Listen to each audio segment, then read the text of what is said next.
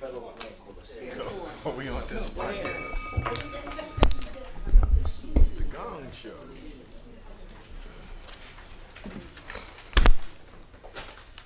This is a conference meeting of the City Council of the City of Orange Township held in the City Council Chambers of City Hall, 29 North Day Street, Orange, New Jersey. Today, December 2nd, 2014, at 7:07 p.m. We'll now have a roll call. Councilman Coley. Present. Councilman Corbett. Here. Councilwoman Eason. Here. Councilwoman Gaunt Butler. Present. Councilman Johnson. Here. Councilwoman Summers Johnson. Here. And I am present as well, Councilwoman Williams. Also present from the clerk's office is Margaret O'Meara and Tia Thomas, City Attorney Dan Smith, Legislative Research Officer Kevin Harris, and Director Dow from the Fire Department is all I see from the directors. And Deputy Director Warren from the Police Department, and Marty, Director Mays, I did see him around, but he's not in the room, but he is around. Please stand for a moment of silence.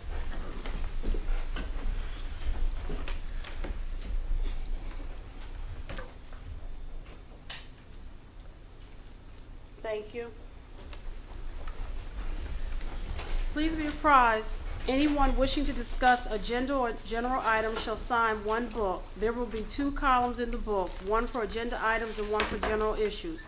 Each person signing the book will check agenda items or general issues. If they check only agenda items or general issues, they will be allowed to speak for 5 minutes.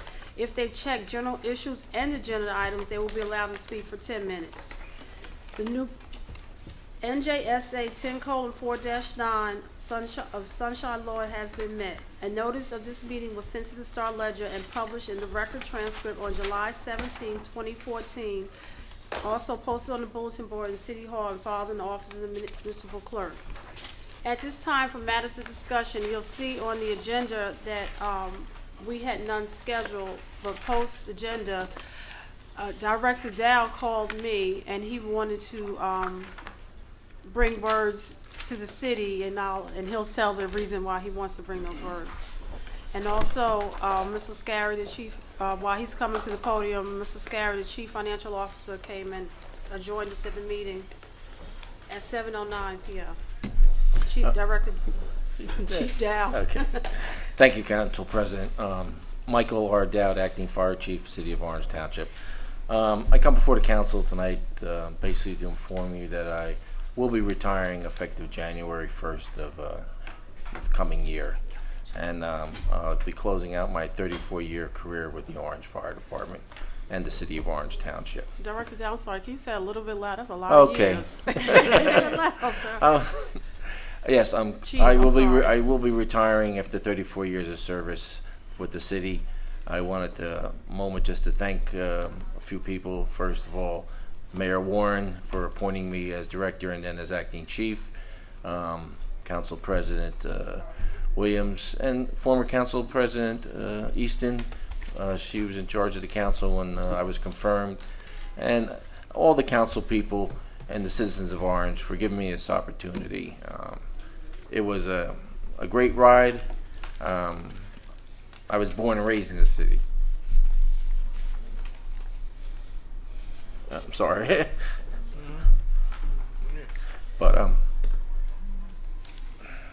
don't start because get it. No, I'm sorry. But I really love the job and the people. And I remember hearing Councilwoman Summers Johnson talk about the library. When I was a kid, I used to hang in there. So this is a great city. And I think I'll just leave it like that.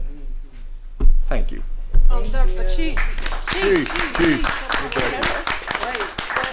Please stay with us for a second. Council members, at this time, did anyone, council members want to respond to Chief Director Dow? We can't get director to the Chief Dow. Wow, Chief, congratulations. I know how you feel. I know how you feel. Me just recently retiring from the police department, and I too had a great ride. And I too, love this city, and I just continue to serve in another capacity. But in any event, Director, I wish you all the best in your future endeavors. Stay healthy, because without that health, you have absolutely nothing. Oh, I know that. I'm retiring, Marty, and I just got a little emotional over it, So, Council members, any other? Councilwoman East, do we need to let you go last, or? No, I think he has us. Oh, he has me crying. Yeah. I'm sorry. But I- it's a great city, and it's a great department, and I couldn't have done it without the council people. When you passed the bond issue, Councilwoman Gaunt asked about is there a fire report, and basically we're going back up. A matter of fact, that next week I'm hiring 11 new firefighters. Washington Street is open, so we're getting you equipment, and we could not have done that without your help. That's just a fact. So I want to thank you personally for that. I'm leaving on top, so that's why I'm going. Let us respond, because Councilwoman East was in this process. You got to hear our accolades to you. Acting Deputy, I just want to say, Godspeed. We thank you for the time you spent in this city and how devoted you were. I can remember some years ago in High Street, I had a problem with the guy. Remember the guy digging up the backyard? Oh, I okay. come storming around the corner, and you said, "Councilwoman, go home." Yeah. Go home. But I think you kept me out of trouble a couple of times, so because you always had a level head, and you let me know that you would handle the problems and the concerns. But I want to thank you for your time here. I too served AT&T for 34 years, so that we have in common. I retired after 34 years, but Godspeed. Don't forget us. Come back to visit. And I know it's hard. Yeah. It's just like you're divorcing a wife, right? Well, no, I think it's different. It's like a family. That ain't tough. But anyway, He said it I wouldn't won't be any. comment on that, Councilman. I'm sure I and a lot of people get in trouble on that one. Yeah. I just wish you all the best. And, Okay. hope you have a good holiday. Thank you. Councilman Summer Johnson. Well, you know I'm biased towards firefighters, being a wife of a firefighter, and you being orange raised is also going to make me biased. But just enjoy your retirement, have as much fun as you could possibly have, and we just thank you. I thank you for this new class that's coming in. I'm excited. I know some of them. So I just thank you. Councilman Johnson. Mr. Dowd, Director, you're not retired. I'm not getting any titles wrong. Mr. Dowd. So you don't let you. Thank you for your service. A little bit of time that I've been on the council, I've seen firsthand how diligent you are, how you've been working for your guys and gals in the city, and I appreciate it. So enjoy your retirement. Councilwoman Gordon Butler. So Director Dow, that's what I'm comfortable with calling you. I certainly want to echo everyone's sentiments here. I have worked closely with you for the last 2 years, and you've given me insight into the fire department, but certainly your dedication and your commitment to the community is absolutely stellar. Not sure if we can replace that. I'm pretty sure we can't. So again, I want to thank you for your service. You will be sorely missed, especially by me. So thank you. Director, Chief, Whatever. Mr. One thing that I know about state employment, city employment, on December 31st, you can change your mind. So I No. believe it. I believe it when I see it. No. I know, the life of a fireman and policeman, they're very committed, and even when they're off the job, they're on the job. So it's something very hard to retire from. So I thank you for your service, and I know with your wealth of service that you'll be, that we'll be calling on you, whether it be through consultant or change of mind or whatever. I'm sure that, just being a lifelong resident. And I'm sorry, Councilman Corbett, did you want to say anything? Yeah, Director Dow, first I want to echo a lot of the things that have already been said, and that's congratulations on your retirement. I also want to thank you for the things that you just said about this council, how you could not have gotten things done without the council. Oftentimes the council get blamed for a lot of things, so it's nice to be complimented on some of the things that we do get right. So thank you for that. And you know, people say all kind of things, but when the smoke all clears, no pun intended, you're a class act.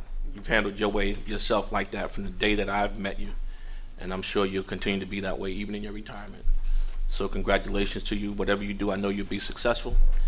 And don't be a stranger here in Orange. Come back to the council meetings and, you know, make us laugh. And thank you, Director Dow. And I know for the citizens, when their time comes, they will probably add some accolades as well. So if you get called away, he will be here through December 31st, and we'll encourage you to come back for the meeting on December 16th, so that if the citizens themselves, you know, want to say something, or the first meeting in January, you know, when you're not an official, you may get, you know, the citizens may themselves want to talk to you, so they can have an opportunity to thank you for your service as well. Thank you very much, Council. Appreciate it. This time we're going to move the agenda. Are there any resolutions that council members would like to discuss at this time?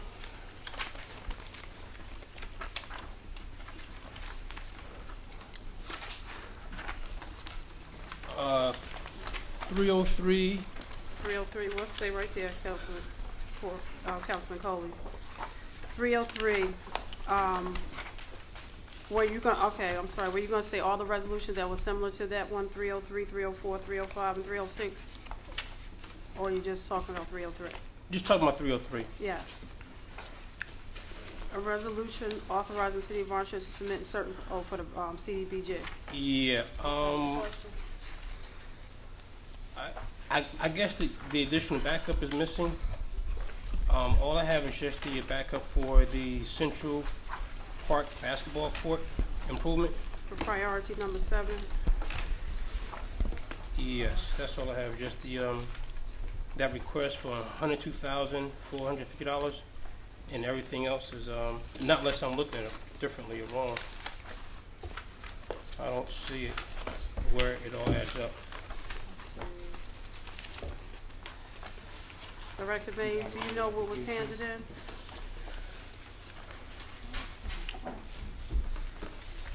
Hold on for a second, please. Let me see what I can.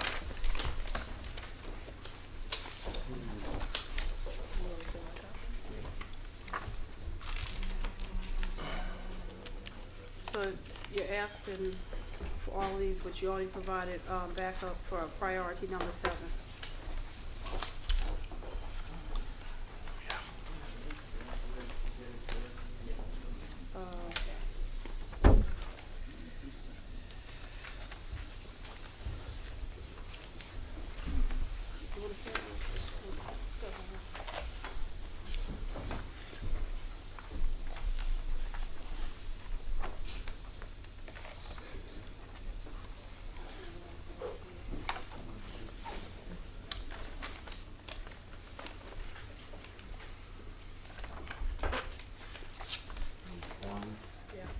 Director,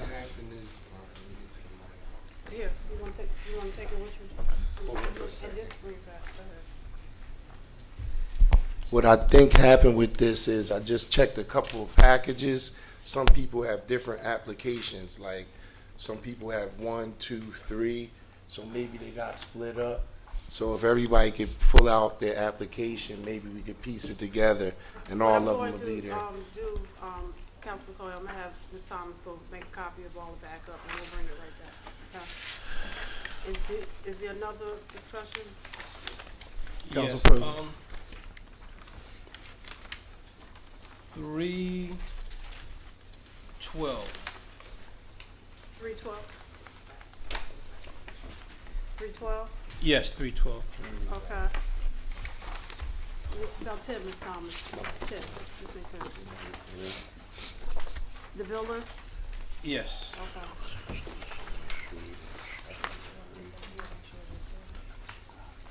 No, you have it. Okay. What page are we on the bill list? I guess page 10. Page 10? Yeah, page 10. The bottom right-hand corner of page 10.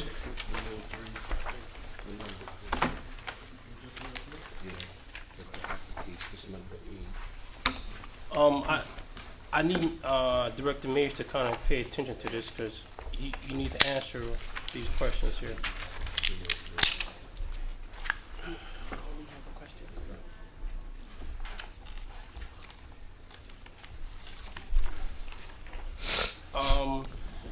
What resolution we on? No, the bill list, The Director bill Mays, list, that's which is 312 312, and page 10. page 10. Looking at the bottom pages, look at the bottom right-hand corner, you'll see page 10. And which one specifically? Councilman I'm looking at E-Bond Environmental Services on The top, at the top? the top. Okay. On November 5th, we passed this resolution rejecting the bids for the janitorial services for City Hall and the police department because I believe that I think Director Mays said that the bids came in too high, over $50,000. That was on November 5th. November 17th, we passed a bill that's paying E-Bond $2,705 for cleaning windows at the police department. On tonight, they have a payment of $7,200. And on these dates, I'm looking at, let me back up to the bill list on November 17th. That service was November 5th. And the bill list tonight is October 29th and November 6th. You add both those totals up, that's $9,950 for 3 days' work. That's as per this invoice right here, the bill list. Councilman Coyle, so you saying, you're referring to this bill list and the prior bill list? Well, yeah, well, Yes. right, Yeah, so on this Right. bill list is 7,200. right. And And then- but if you add them both up And from what was the prior bill list amount? I'm sorry, 2750, 2750, okay. and if you add both of them up, that's $9,950. Okay. And if you average it out per day, that's $3,316 per day for work. I don't know what kind of cleaning they've done at the police department in Overhead City Hall for $3,316 per day. A total of 9,950. Council President? Director Mays? Yes, I can answer that.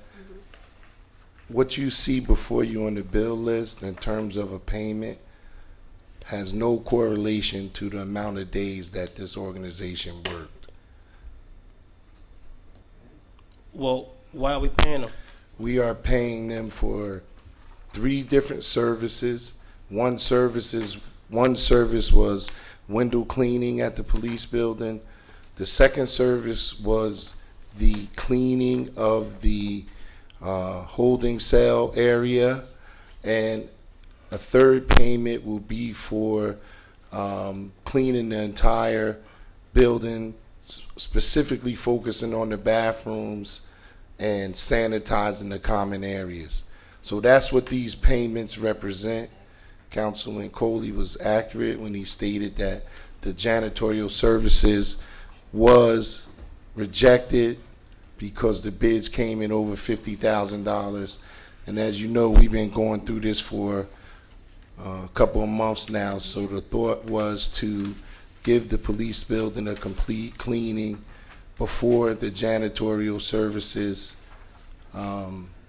bid would go back out and be included in this upcoming year's budget. So have the bid been sent back out?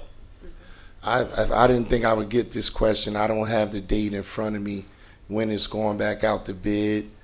I'll take a guess. I think it's within the next 2 weeks, but I'm guessing without getting you the specific date. Mr. Okay, Scott, let me so- just see. Mr. Scarry, do you know the date of the bid? Do you have, okay, I'm sorry.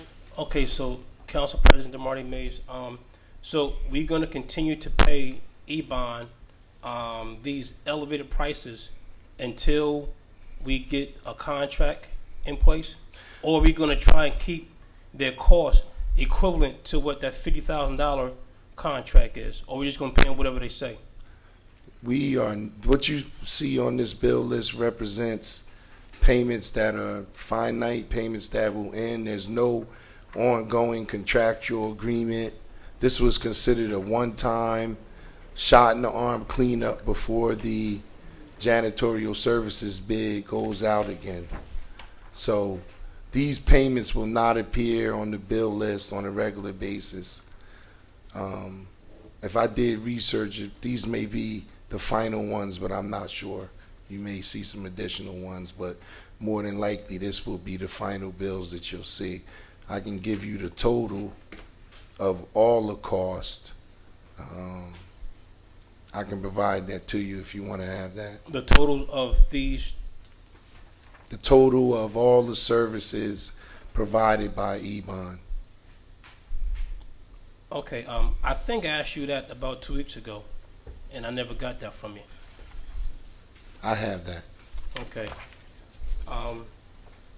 So again, Council President Marty Mays, you're saying that we may see some more bills on the bill list from E-Bond. You may, I doubt it. So my question is to you again: are we going to keep that cost equivalent to what a $50,000 a year contract is, or are we going to pay them whatever it is that they submit to us?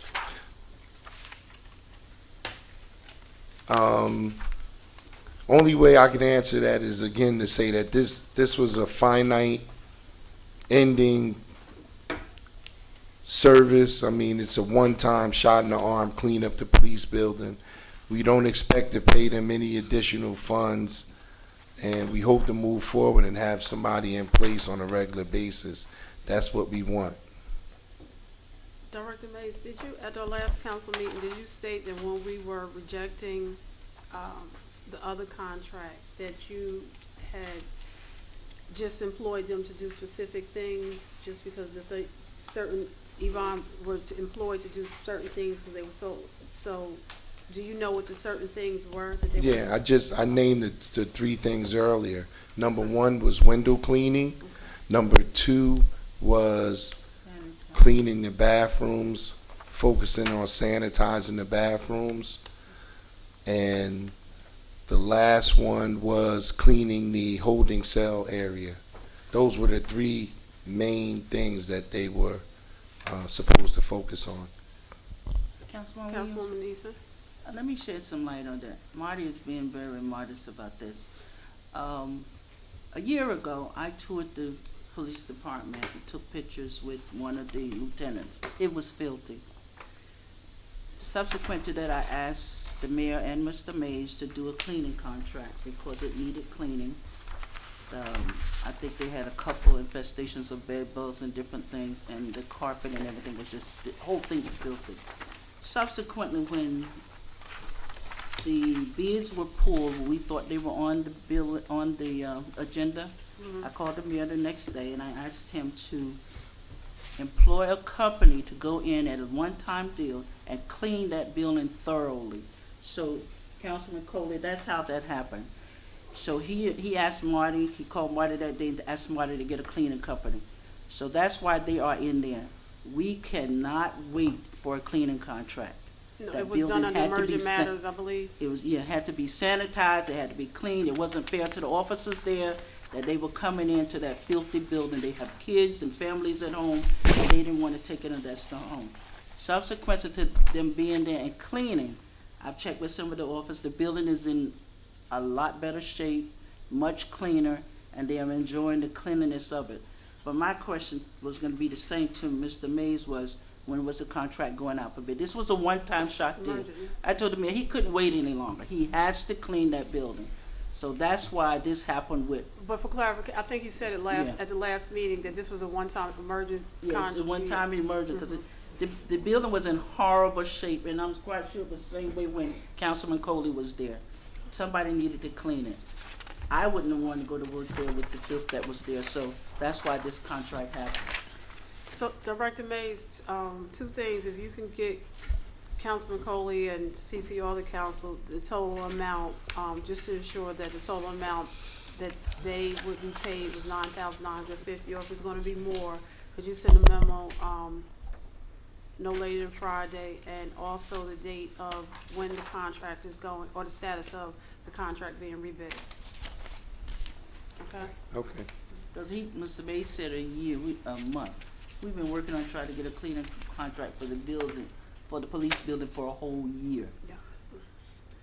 Councilman Coley, are there any other items? No, not this time, thank you. Any council members, any other items? I do, Council President. Councilman Johnson?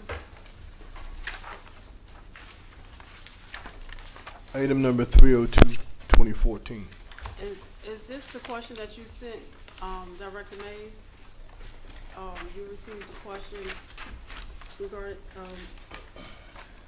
and earlier this week, from Councilman Johnson, did you have opportunity to, well, you didn't respond to him, you did the research.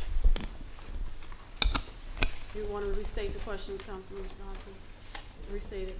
Oh, there wasn't any I bid know- information.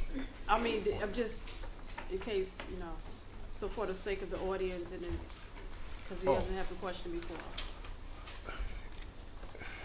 Council President, 302, 2014 is a resolution for awarding a bid to Pannoni Associates for $43,500. And when I received the packet, I was looking to see who Pannoni had won the bid against, and what other companies were actually bidded this, so I can see how it kind of went down, whether they was high, low, or mid-range, or whatever. And also, in my research and looking at this, Pannoni seems to be the engineering firm that's been consistently getting business from this city, and I want to know why that is the case too. And also, okay, Director Mays? All right, Councilman Johnson asked a couple different questions. I'll try to explain it the best I can. First of all, this was not a bid. If you read the title of the resolution, it says it's a non-fair and open contract with Pannoni Associates. It doesn't indicate anywhere on the resolution that it's a bid, meaning that that's a non-fair and open contract. That means that you are allowed by law to procure professional services, and we did that. We passed a resolution prior to this one where we outlined several engineers that the city would utilize, not only the municipal engineer but the consulting engineer. So Pannoni is already an approved consulting engineer for the city of Orange by resolution. Secondly, I believe the councilman asked about whether or not these roads are going to be paid for via the bond. That's absolutely what it is. It's going to be paid for via the bond. And I believe he had some questions about the New Jersey DOT. These roads would be in excess of the DOT funds. So DOT funds would be used for other roads. And you talked a little bit about if it's not going to start before the spring, why are we not using money from the bond? And I answered that. But the weather or the timing of the year really has nothing to do with the bond. As you already know, whether these projects, vehicles, whatever it is, if it's in the bond, it's okay. If it's not in the bond, it's not okay. So it's not dependent upon any weather or any time of year or anything like that. So those are all the questions that I'm taking from your And also, email. I think you stated to me that there are several parts to the contract, and this is just the engineering portion of it, and that's why. Oh, I'm sorry, I didn't speak on that. Let me speak on that. This is engineering, consulting engineer, as I spoke before, and the reason that you'll see or a councilman mentioned that is consistently, is because of what we've tried to do is we try to utilize our consulting engineers in one capacity, and the capacity for this consulting engineer is dealing with paving and road work, and some of the other engineers that you'll see coming forward at different times, they specialize, or we try to let them work on one aspect. For example, there's one consulting engineer that just handles the parks. So you will, or you would see Pannoni being brought forward with paving work or road work. Thank you, but I think my questions got convoluted whenever they reinterpreted. Let me clear a few things, and thank you for explaining to me about the fair, non-fair, and open contract and using Pannoni, because this fund that they're being paid from and consistently being awarded is not the bond fund, and I was questioning why are we using money in this capital funds when we have $1 million in the bond. Why can't we wait until 2015 to use the bond money to do any of this stuff and just use that capital fund money for something else? That was my question. I answered that question already. I'm going to answer it again. This money is coming from the bond. I already stated that. There's $1 million in the bond. These funds are coming from the bond. So is the capital fund and the bond two different funds? Is Director Mays, is the capital fund and the bond fund two different funds? No. Okay, that's okay. So those accounts are one and the same. So when you see capital and you see the bond, you're talking about the same account? Okay. And why are we doing this now instead of 2015? Because I explained this question as well a couple of weeks ago. Orange is unlike any other town. Paving work, road work, all of these things that you see just don't happen overnight. There's a couple months of planning to get all these things together and get the projects going. So most towns that are in the position that we're in are planning for their road work so that when the weather breaks, the road work will commence. Very standard, common practice. So, Council President, once the $1 million worth of bonds are issued, the money is for the road is going to go into this account, because there's only like $85,000 in it. Mrs. Carey, do you want to respond to that?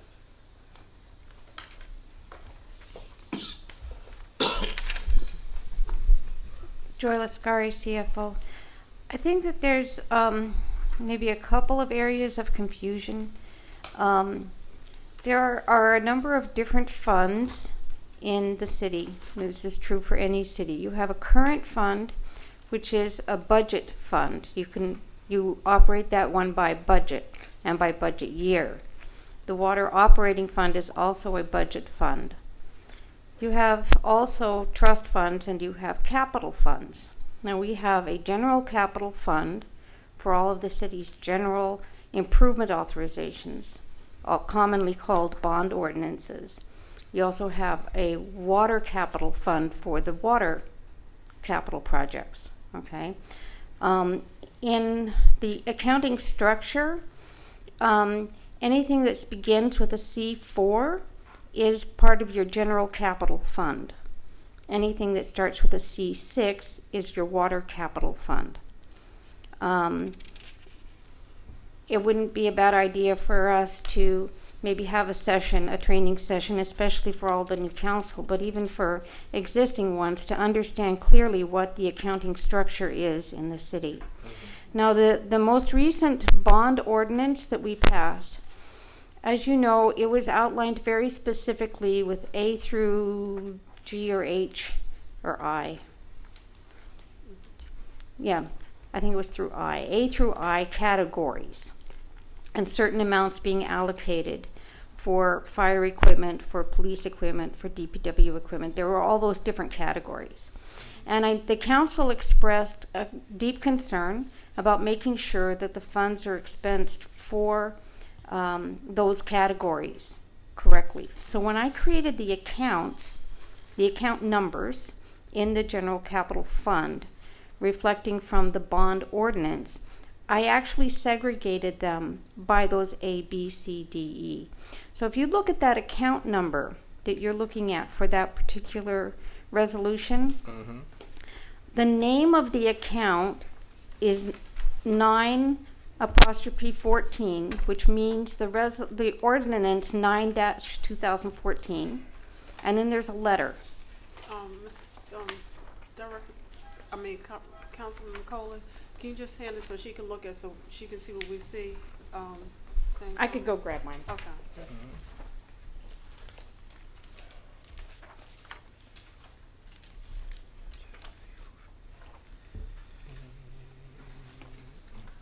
So you're talking about the fifth whereas, where it says account number C0414? Yeah, actually he wrote that backwards, but that's okay. If you turn a couple of pages, no, he didn't write that backwards. Turn the 2 pages to the certification of funds, and you'll see there the fund in the center of the page says general capital. That tells you what fund it is. Below that, I wrote the account number for this portion of that larger bond ordinance. So 914I, if you happen to have the original bond ordinance with you, you would notice that letter I is for road improvements. Now, with every capital improvement, and it's outlined in the bond ordinance itself, there is a portion of money that has to be set aside for what's called Section 20 costs. These are your soft costs, your architectural, your engineering, and that sort of thing. You can spend a certain amount of money on that piece and a certain amount on the hard costs with the labor and the paving and that sort of thing. So there's a much smaller portion of the money that's allocated totally for the road improvements. A small portion of it is allocated only for the soft costs. And then a much larger portion is for the actual paving work. Okay, so I've also included on my certification of funds a section where I'm showing you clearly how much was left in the fund before we set aside to authorize this improvement, this resolution, how much we're asking for to be set aside specifically for this obligation, and how much is going to be left. So this is saying that for the road improvement soft costs, there will be $14,250 left in that portion of the total bond, just in that one little piece of it. Does that clear up a little bit? Councilman Johnson, you have a follow-up You still have questions? Yeah, I'm following you when you get to the 14,000. So, because prior to that, the resolution last month, it was a beginning balance of 85,500. So that's what was set aside for soft costs against the $1 million that's allotted for Correct. road work in this bond. Correct. Okay, thank you. You answered my question. Okay. I do have one more question for Director Mays. And thank you, Mr. Scott. So if I hear you right, Director Mays, the city of Orange has one engineering contract to do all of our soft cost road work. One engineering company, Pannoni. Director Mays.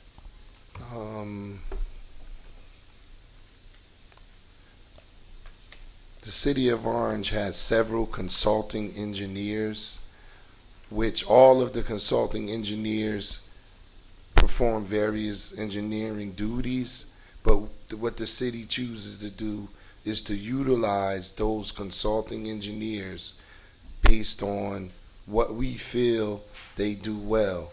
So we had prior experience with Pannoni, and we utilize them solely at this point for paving. But it's not etched in stone that it has to go that way. We can use any of our consulting engineers, but we choose to do that because it makes it a lot simpler, and that's really all I can say. Well, Council President, that may be the way we do business in city, but personally, I think it should be handled in a different fashion, because if you look on the bill list, there's a payment for Pannoni for doing work on the 2014 Department of Public Transportation Trust Fund stuff too. So Pannoni has a lock on the business. That's the way I see it. Thank you. Are there any other questions regarding any resolutions? Yes, Council President. Councilwoman Galt Butler? Resolutions 304, 2014 through 307, 2014. Yes, doctors. Right. So I guess my question is for the CFO, what budget year are these being spent out of? Mrs. Scary?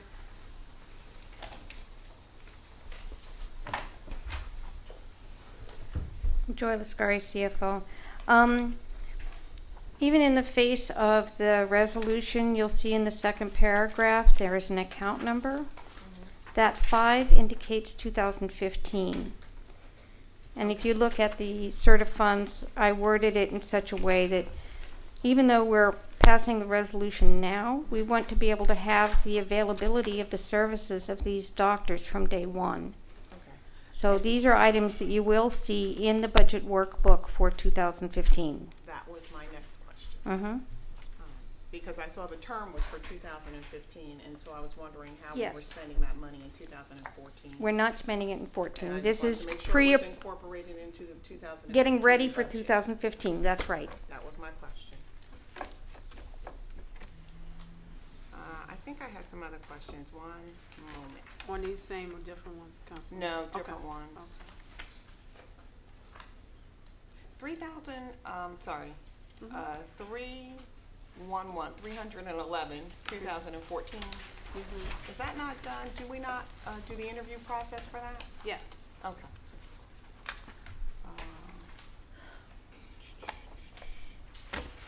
And I guess I wanted an explanation for the 310, 2014 for the change order. I just wanted an explanation for that. And that's probably for you, Director Mays. Director Mays, this is regarding 204 Central Place. Right.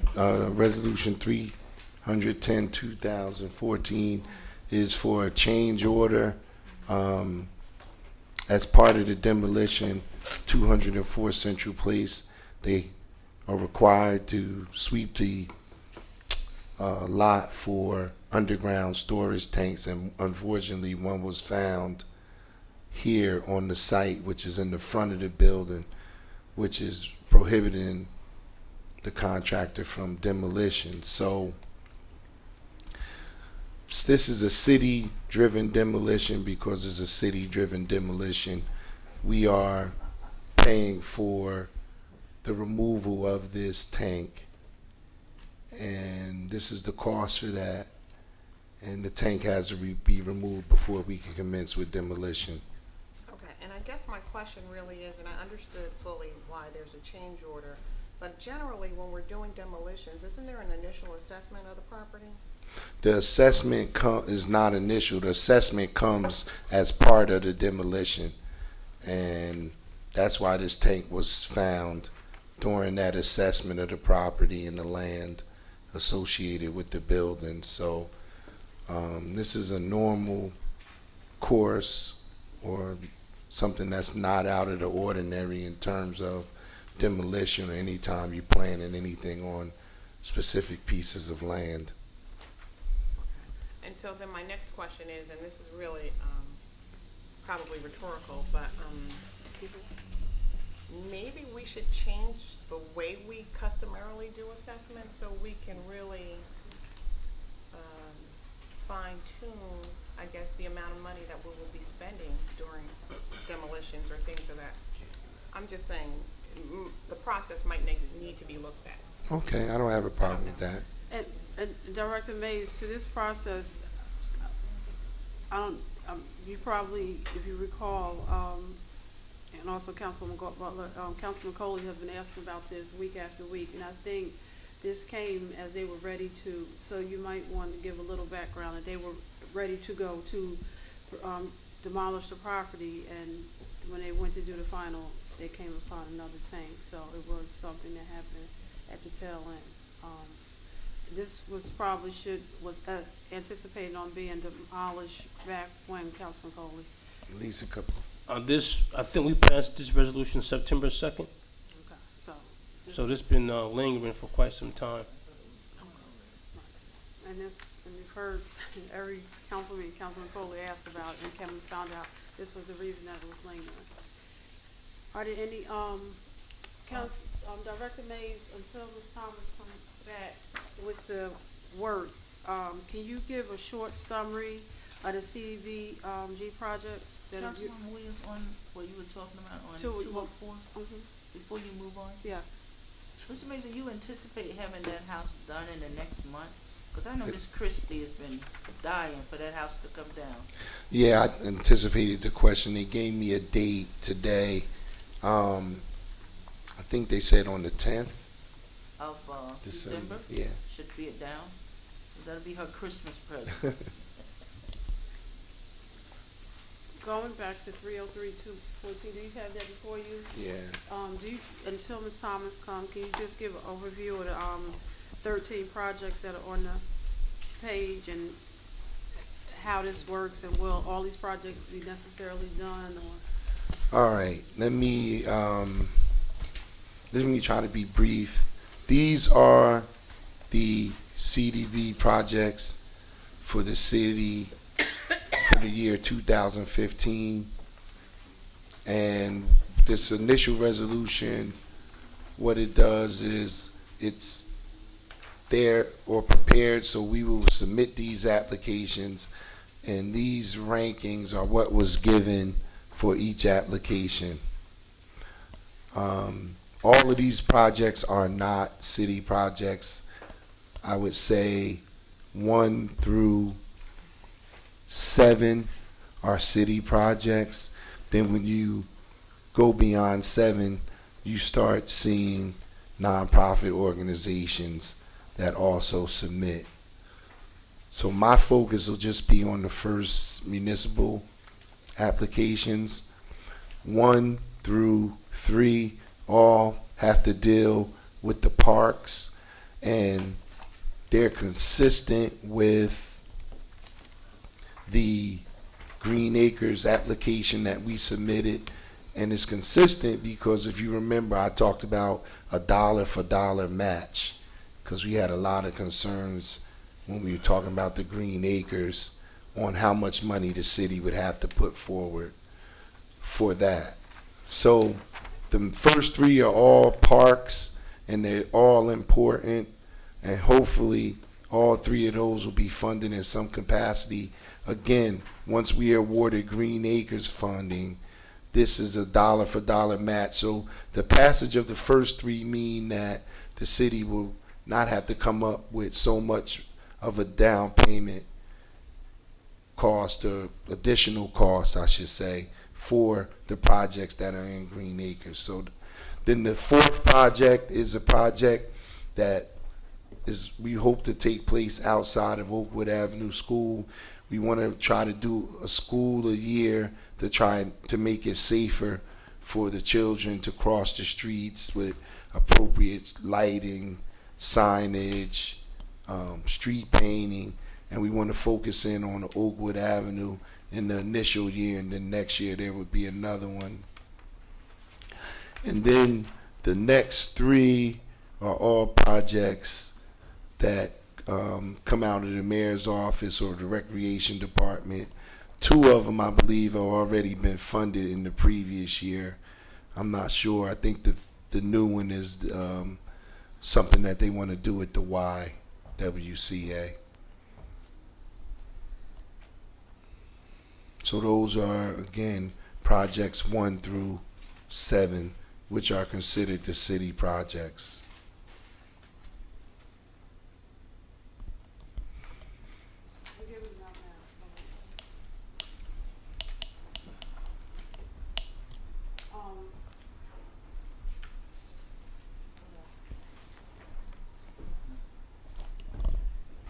Mays, does the public have any input on these projects? Yeah, the public has input on all of the projects. As you know, the city is in a consortium in Essex County of various different municipalities.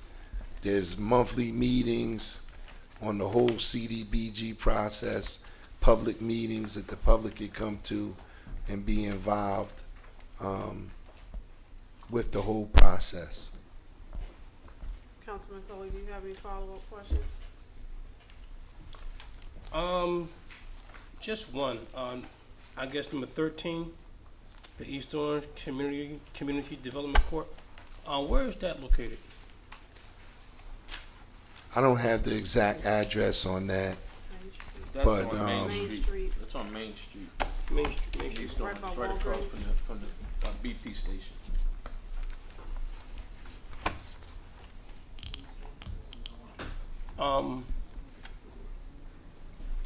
East Orange is it's on Main Street, East Orange. Maybe I'm a little confused here.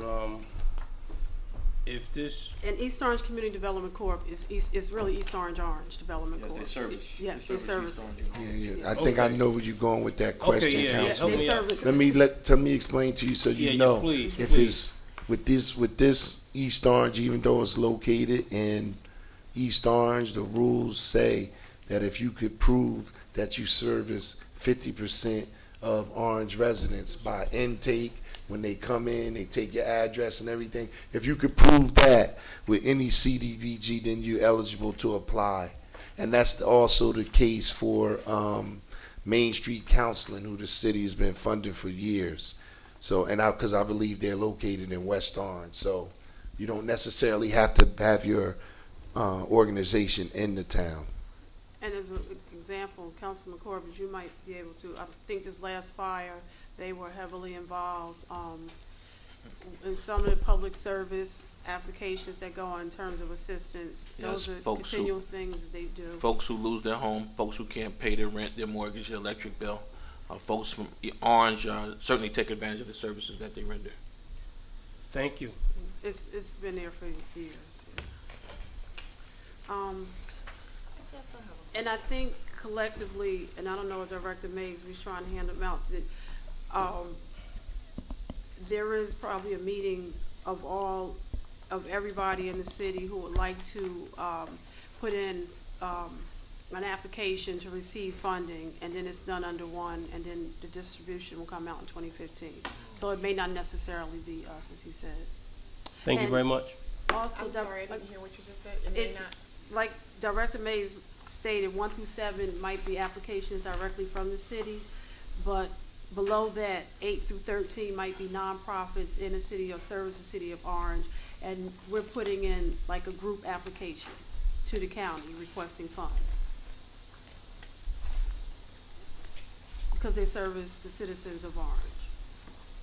Director Mays, what happens, is this necessary, are there changes where it's often sometimes that mid-year or that you may come and say, you may change your priority or change, for various reasons,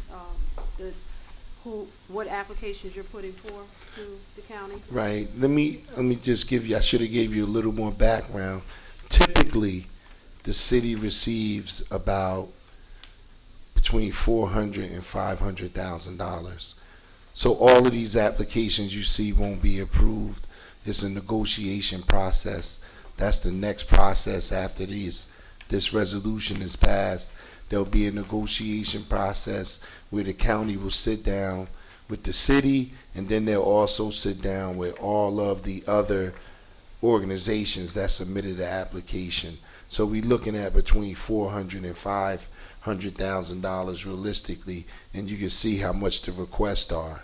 So everybody definitely will not be funded, but in some cases, for example, just as an example, with that East Orange Community Development Corp, maybe there might be a way that the county and the city can work together to fund part of it. So maybe they have additional funds. If the roof is really $75,000, we may be able to partially fund. So that happens as well. A roof might be more than that. Could be more than that, but it should be pretty close because they have to provide, estimates and different things like that.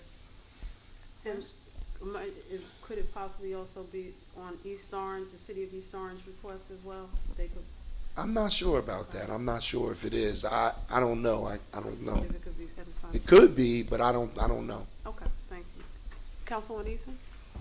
Through you to Mr. Mays, the one for the library, is that, I know there's some talk, that they're gonna open the library on Saturday.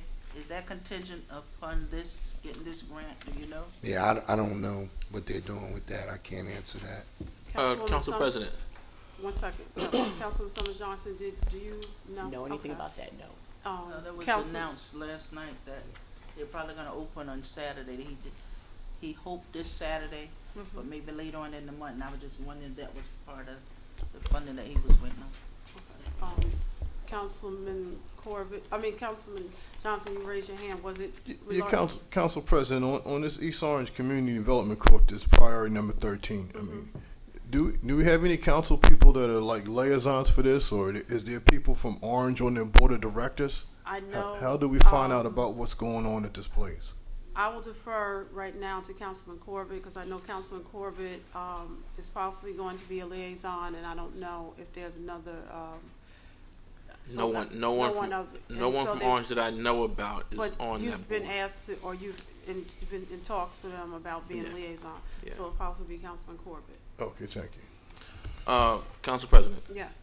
Mr. Mays, with regards to the $40,000 that is apparently set aside for the library, wasn't the library just awarded a CDBG grant some weeks ago?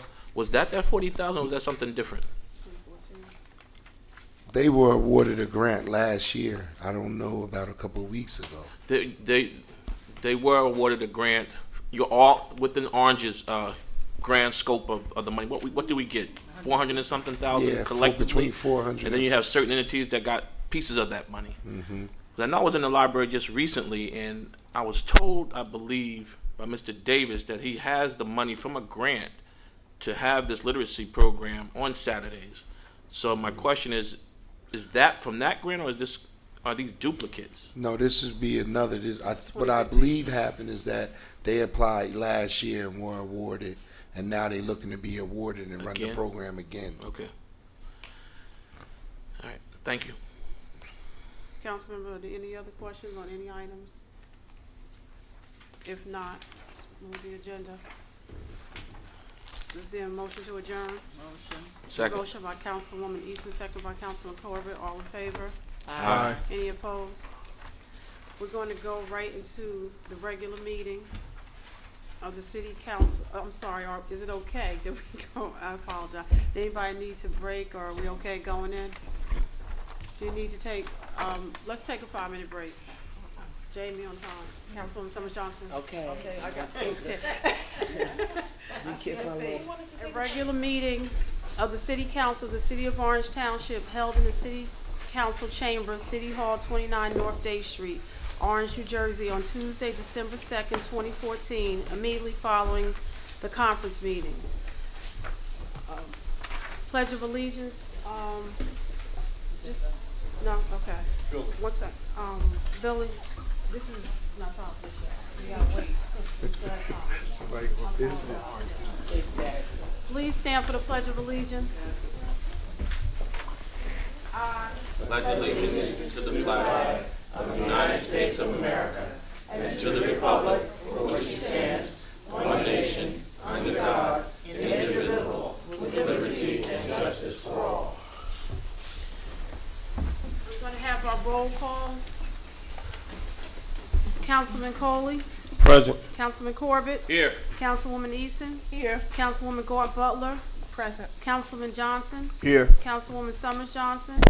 Present. Councilman Williams, I am present as well. Also, I failed to mention at the conference meeting that Deputy Clerk Madeline Smith is out tonight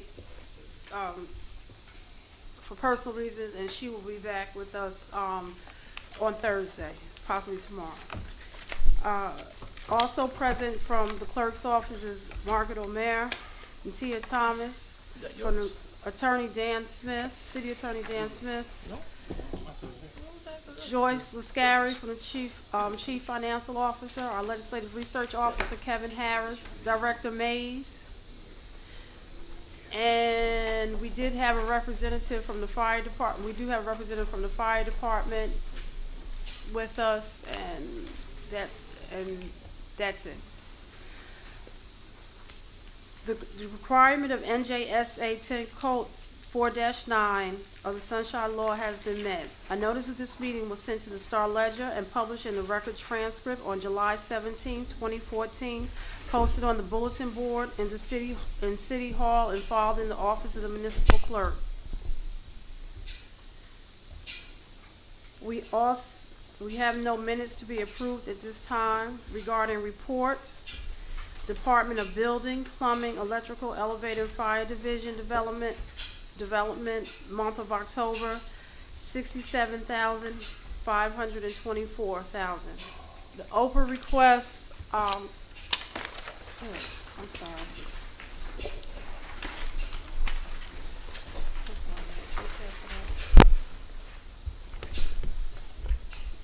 Director Mays, could you pass it to the councilman?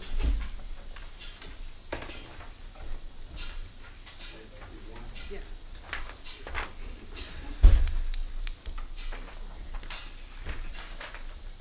Give me 1 second.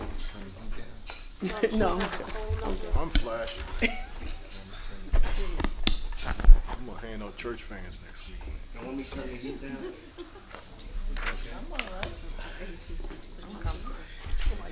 There were 25 Oprah requests in the month of November 2014. Of the 25 requests, 2 are still pending. No, it's 10 pending. 2, it was actually 12 pending, and 2 were due to an extension.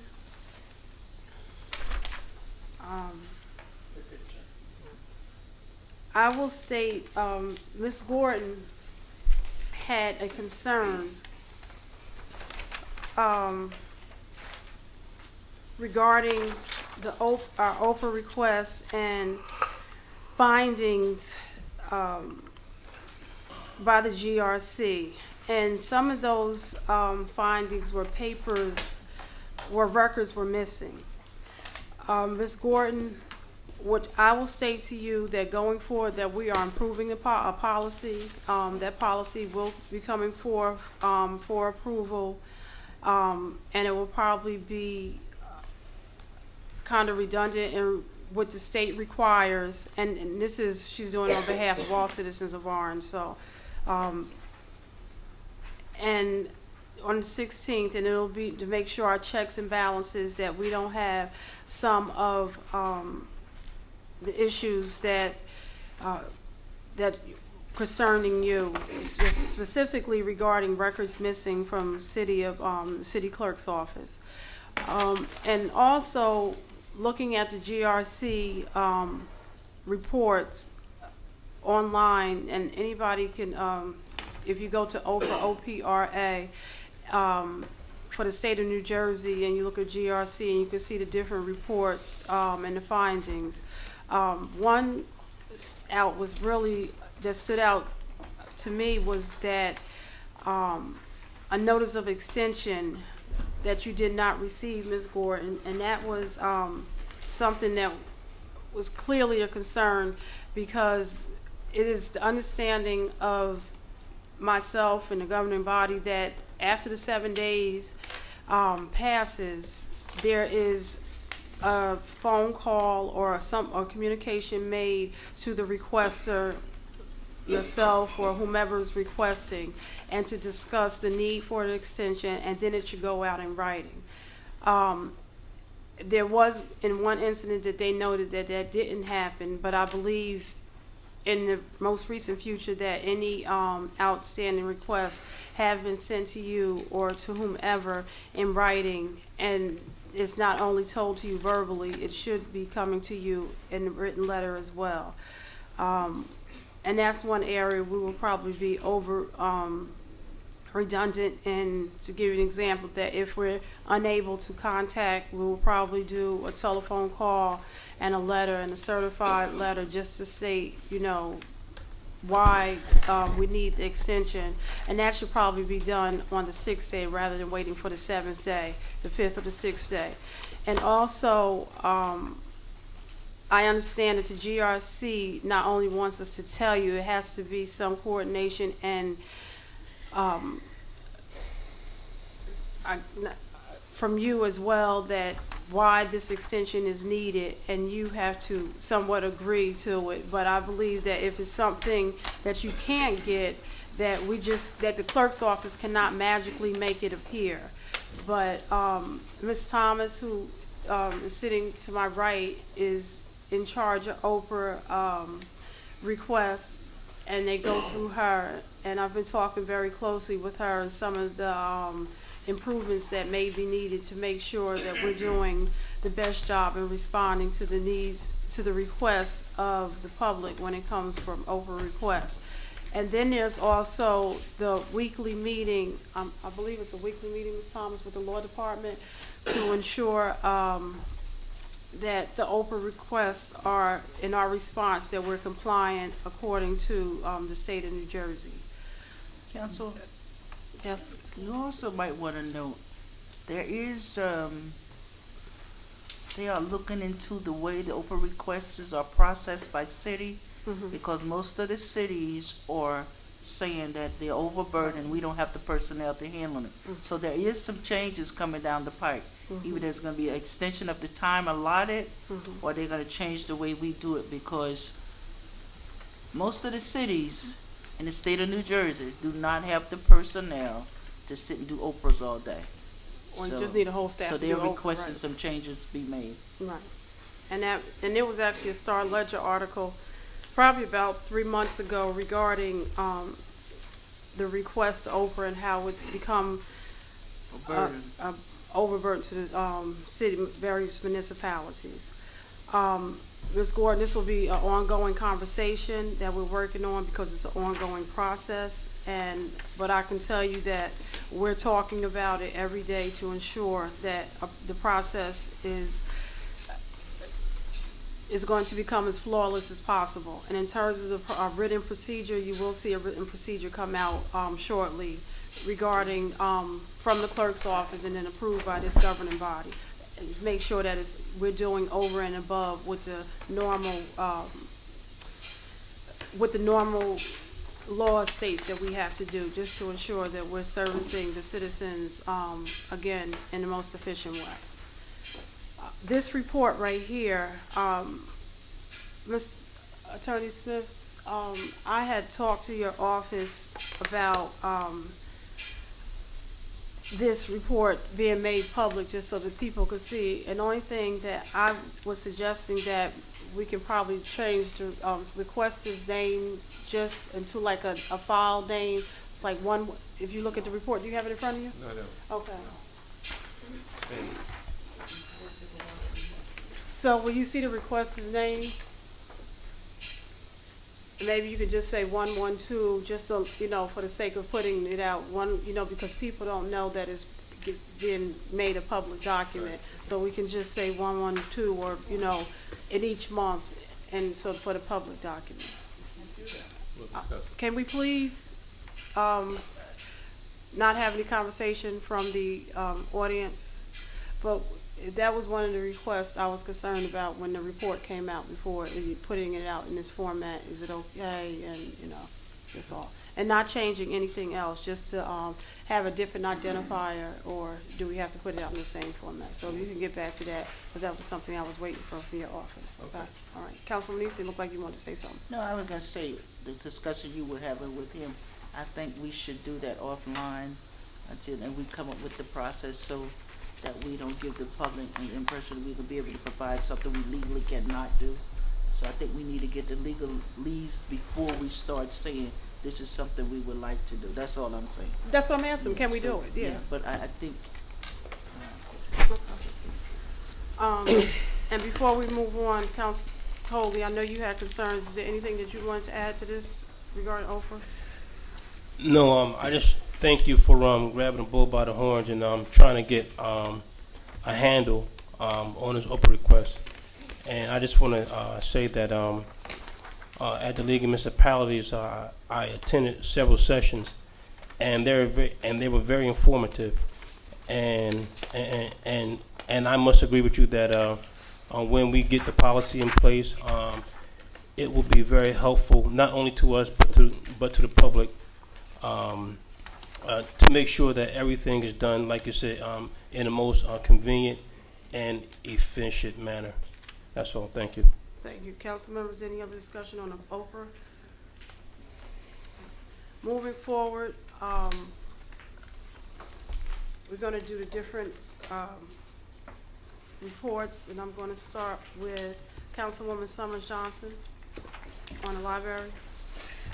Okay, I put a report out in the hallway, but I just wanted to highlight, they went over the grants, but they didn't go over, I don't think they went over the recent one, because this one I believe I said before about the Orange Public Schools and the Montclair State one for $52,000, giving out $10,000 a year for the next 5 years. I believe I said that one already, but I'll look into the one you were talking about, Councilman Corbett.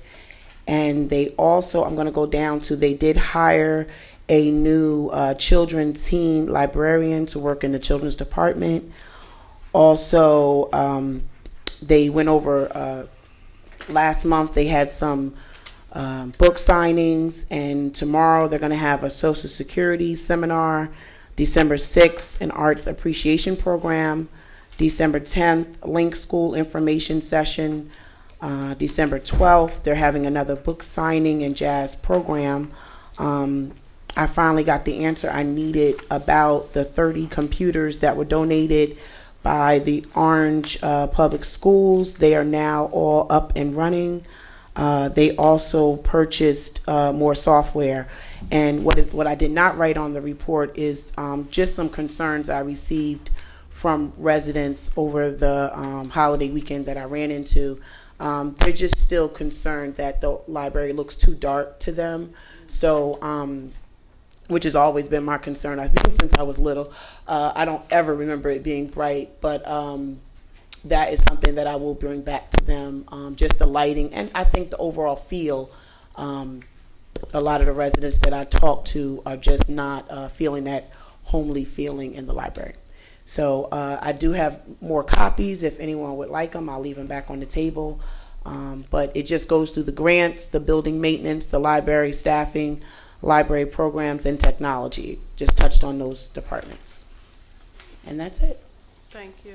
Council President, I have a concern about the library. Councilman Corbett. Those that were sitting on the council when we went through the budget process, I believe we gave the library $500,000. They came back, asked for the additional $200,000, which we said we were going to sit into another account, and as they needed, they were going to come before the council and ask for it. The fiscal year ends December 31st. They haven't come before this council yet asking for additional money. How are they able to make payroll without that money and do the other things that they need to do? Because all they really received from this council is $500,000, and they swore that they couldn't operate like that, if you guys recall. The whole amount was So your Right. question is, your concern is, one, they haven't come for the $200,000 that was put aside to be used for salaries. and your second concern is, how are they able to make payroll with, Right. because they said they weren't going to be able to make it with With the what they $500,000. Okay. The total amount was appropriated, Councilman Corbett, but I do think it's important that, not the 500, but the 700 and some $1,000 was appropriated to the library. Even though this council requested that they come before us and tell us, that they were doing, above and beyond to get, that additional 200,000. They have not come back before us. Councilwoman Summers Johnson, so can you see if Director Davis can come next week at the December 16th meeting to explain to us, even though they got above and beyond the statutory amount, you know, what were they able to do for the citizens of Orange in response to that? I may be See- able see, to because- get a response tonight. If I get a response tonight, I think he needs it, because they You were want supposed- him to come they- in? Not a the problem. Director and director maybe from the board of trustees. Trustees? Okay. As well. I'm- Councilwoman Corbett? I'm hoping that that money, that additional 200,000 to make up the 700,000, is still sitting where it's supposed to be. I'm hoping that it is, No. because they were supposed to come before the council to get approval to use that money. So I'm just hoping that they didn't automatically just go through the channels They and did. take that 200,000. They did. They did? Yes, sir. Councilwoman Eason? Well, I have a different question. I think we should ask Ms. Lascari to give us accounting of the library budget to see where they are. Because as far as we know, they could have spent the 700,000. So without, you know, they don't come through us for anything else, so why would that change? But could we ask Ms. Lascari to give us an accounting of the library and how much money we have given them year to date? So we can make sure that they are within their 500,000 and hasn't already spent the 700,000. And they have, but if you can just give us a total accounting, Mrs. Scary, do you have it tonight?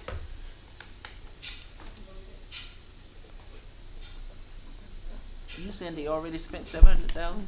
Joy Lascari, CFO.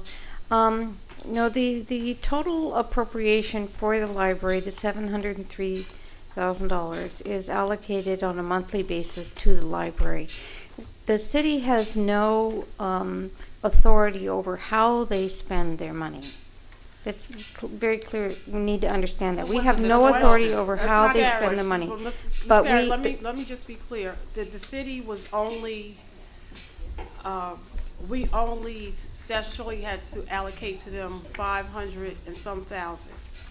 But they were budgeting for the 700,000, and they came back and made a plea, if you will, to this body if we can allocate the entire amount, even though the statutory amount that we would have to do in this calendar year was about 500, and I forgot, about 500 It was a some little less than thousand. that. But So yeah. if you can, and what we stated during the budget hearing was that we would do the additional amount, but they would have to come back to us and show us that they were doing the necessary, because we have given them over the amount that we statutorily have to give them for several years. And so, you know, we were stopping it this year, and they made a It's plea, too so many they were comments. I supposed to cannot come hear back you. and make a report to us, and they have not They done had a whole that. So if you could just Right. show us what you have given to the library, so it will be as of, to know, December.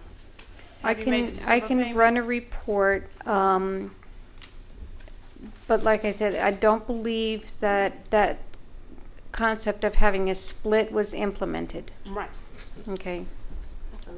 And if you could just show us to date how much you have given. I do need to make one repair of the accounting on that account before I give you the report. Okay. Until Okay, you, but okay. essentially, the full 700,000 is allocated to the library and distributed to the library. They only have the December allocation to receive yet. They only have the December, Alex, so you do 12 divided by 703. Pretty much, yeah. Can we get the financial statement before the next meeting? I mean, like sometime. And when do with you think you can have that report, Mrs. so we Garrett? can see where we are? Like I said, I do have to make that one repair, Mhm. and then I will be able to print that for you. So it's Friday, you think you'll be able to do that before Friday? It's possible, yes. Okay, so can you email it out to the to Councilwoman Summer Johnson and the full council as well? Okay. Okay, thank you. Council President? On the library? Yes. Yes. I'm looking at the report that the budget consultant gave us at the last council meeting. If you look on Schedule C, page 2, it looks like the public library was, we adopted $703,000 for calendar year 2014. And it looks like it's already been charged, and that's as of 9/30/14. That 700, and 3,000 has been Yes. charged as of September 3rd. Yes, and there's no balance. So Correct. that again was the, that's from the budget consultant, but the CFO has to give us the actual report. So we'll wait for your report. Did you want, No, I'll leave it. okay. Thank you, Councilman Butler. Are there any other questions on the housing, on the library? If not, we're going to the Housing Authority. Thank you, Council President. As promised, I'm sorry this is a little bit late because the meeting was back in October, but Orange Housing Authority report December 1st, 2014. Orange Housing Authority meeting on October the 20th, 2014 was called to order at 6:05 p.m. and concluded at 7:05 p.m. All agenda items were covered and all commissioners were called on to speak and ask questions. Chairman Coram Rams moved to address the concerns of the residents attending the meeting.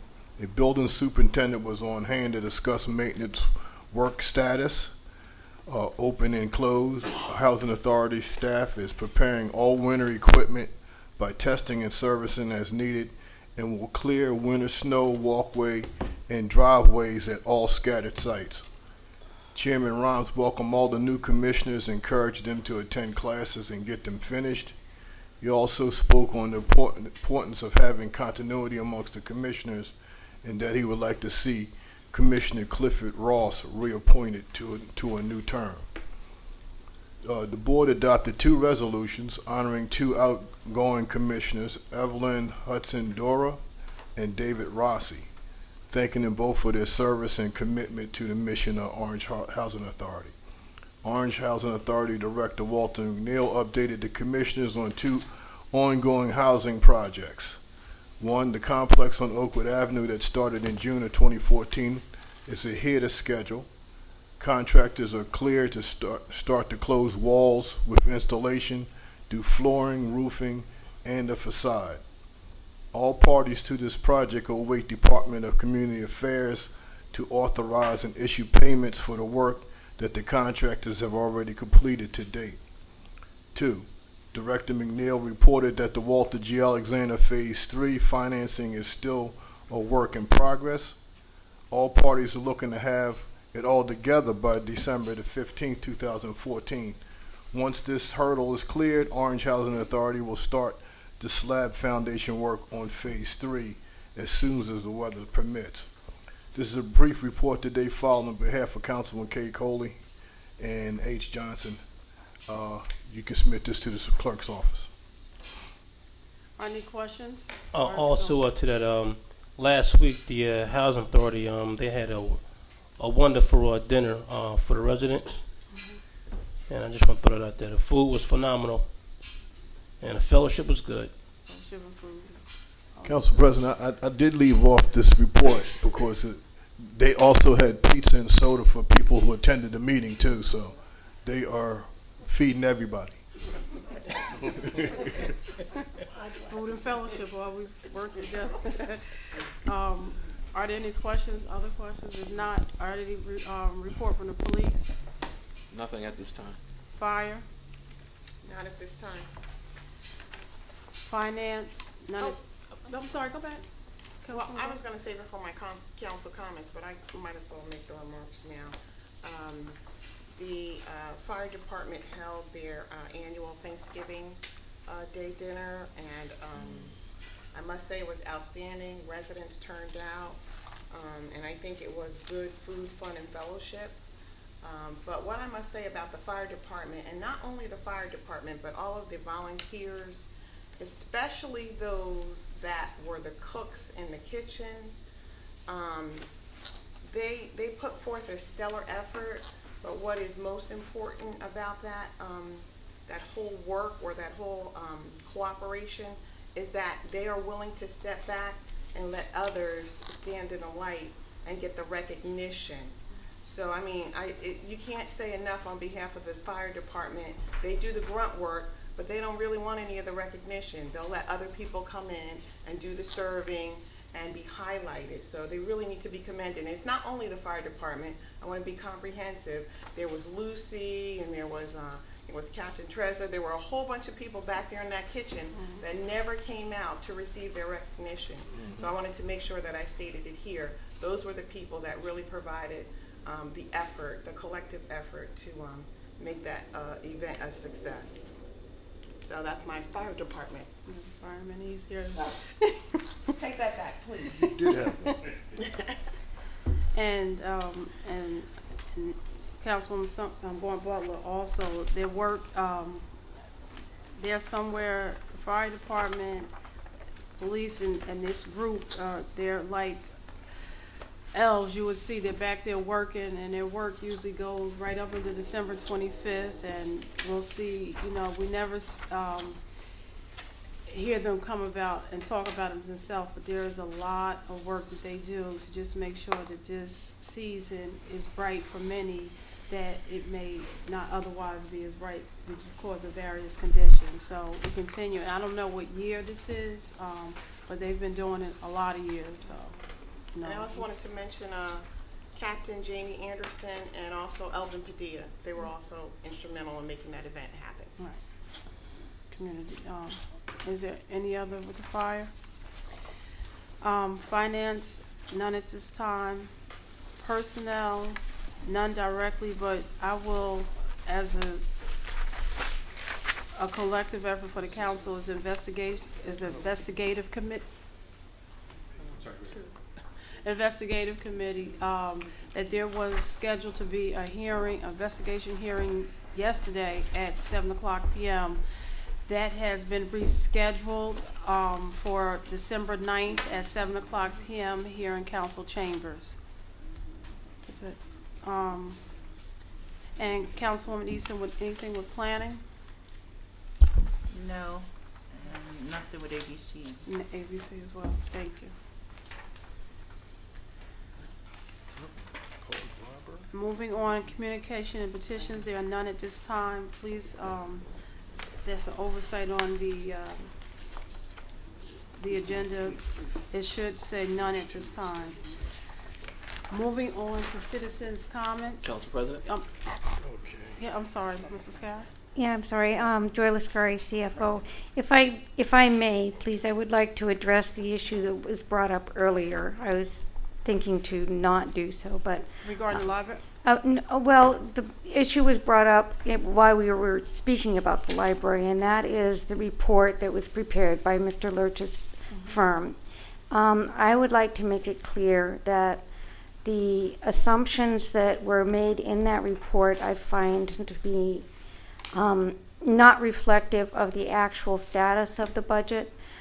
He even stated that night that he was presuming that all O&E would be fully expensed, which is not true, and that's why it appeared that the library was already fully expensed at the time of the report.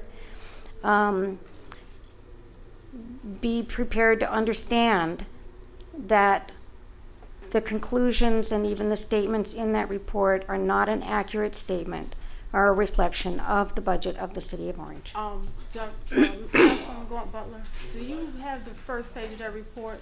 I think the report states that it does state that in the report that this is a review based on reports. Based on the information that was submitted as of 9:30. Right. So, and the report was based on the spending trends that they had received from 9:30, and if we had continued on that road, this was what he estimated it would be through the end of the year. But there is a clear statement in the beginning of his report that it may not be the way that he sees. Well, even that night, he stated that he was presuming that all O&E would be fully expensed. I don't think that they did any work to actually look at the spending trends in the O&E items to come up with what a number would be. They targeted to produce a specific product, and that's what they did. And so it does not reflect. I know everybody has it, and everybody thinks that that's it. It's not. Please understand. They're not the ones who are in the finance office doing the work. I am.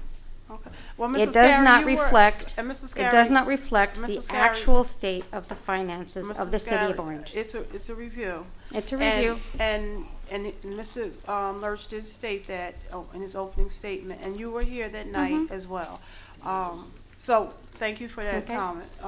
Councilwoman Eason. I just want to make a comment, and I understand what Ms. Lascari is saying, but instead of giving lip service as to why it's, give us the actual data. She's the CFO in the office, so if you want to respond, give us a document that state the facts, Or refute not it, verbally, but in writing. If that's the way you dispute it. And Mr. Scary, perhaps if you did it in the same format, and you can kind of take Mr. Lurch's, and I'm not asking for a response, Mr. Scary. You're not going to do it? No. Okay.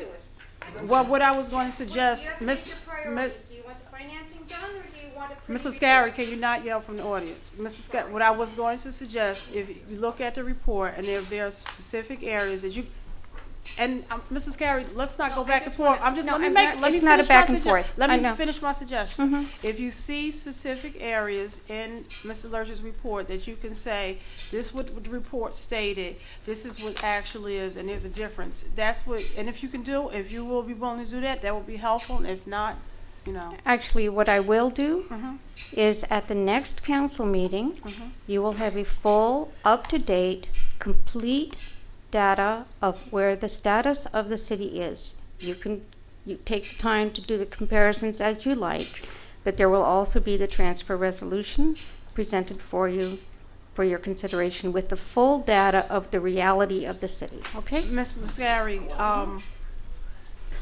That's all and we're let me, asking for is Councilwoman facts. Eason, We give you the facts every Councilwoman- single look, month. Mr. Scary, please. And let me offer that we're not here to be adversarial to one another. We're here because we have two different jobs in terms of the city on how we're to look at things. So, and especially, the opportunity to transfer was in November and December. Now we have drawn down to one date to transfer at the last council meeting in December. And if it's not done, then it has to be dealt with in another fashion. So what I think, and I believe the council members are trying to communicate to you, what would be helpful, and if you're asking to make the transfer, it's just not something that can be simply done because there is a budget that was put forth that was hoped that we would have stayed the course, but things happen, and for various reasons you may have to make some changes. So if that is the case, when that transfer resolution, there should be some clear indication of why you would want the body to support that transfer request. And what I'm saying to you is that the budget consultant, what he did was a very, very simplified report to say this was what was budgeted. I got certain reports from the city as of 9/30, and it appears that this amount of expending, and if you continue on that course, it appears that this is what's going to happen. And if you can simply respond to that of course that he's not sitting in the office as you stated, and that while he projected through 12/34 that the spending would have been this, based on these numbers that came in, the spending will only be this. And that's if you could just do that. I have 2 days to prepare that report in order to have it ready for the next council meeting. 2 days, because I'm not in tomorrow. 2 days. Okay. Just understand. Moving on, again, there's no communication of petitions. We're moving on to citizens' comments on general issue and agenda items. Pursuant to Section 4-10 of the Code of the City of Orange Township, each person addressing the council shall step up to the microphone, shall give his or her name in an audible tone for the record. Unless further time is granted by the presiding officer, shall limit his or her address to 10 minutes. The public is expected to conduct themselves in a proper manner. Any derogatory, abusive, or threatening statements will not be permitted. The chair will immediately rule such conduct out of order and terminate any further comments. Mr. Jeffrey Feld.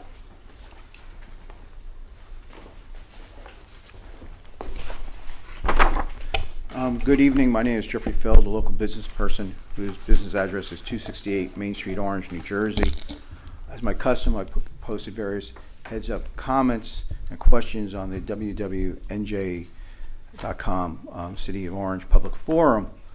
First, I wanted to give a public announcement. On December 10th, 2014, at 10 a.m., there will be oral argument in the Feld 6 and Feld 8 appellate cases. There'll be a panel of 3 judges. It's being held in Newark, on the new courthouse on the 11th floor.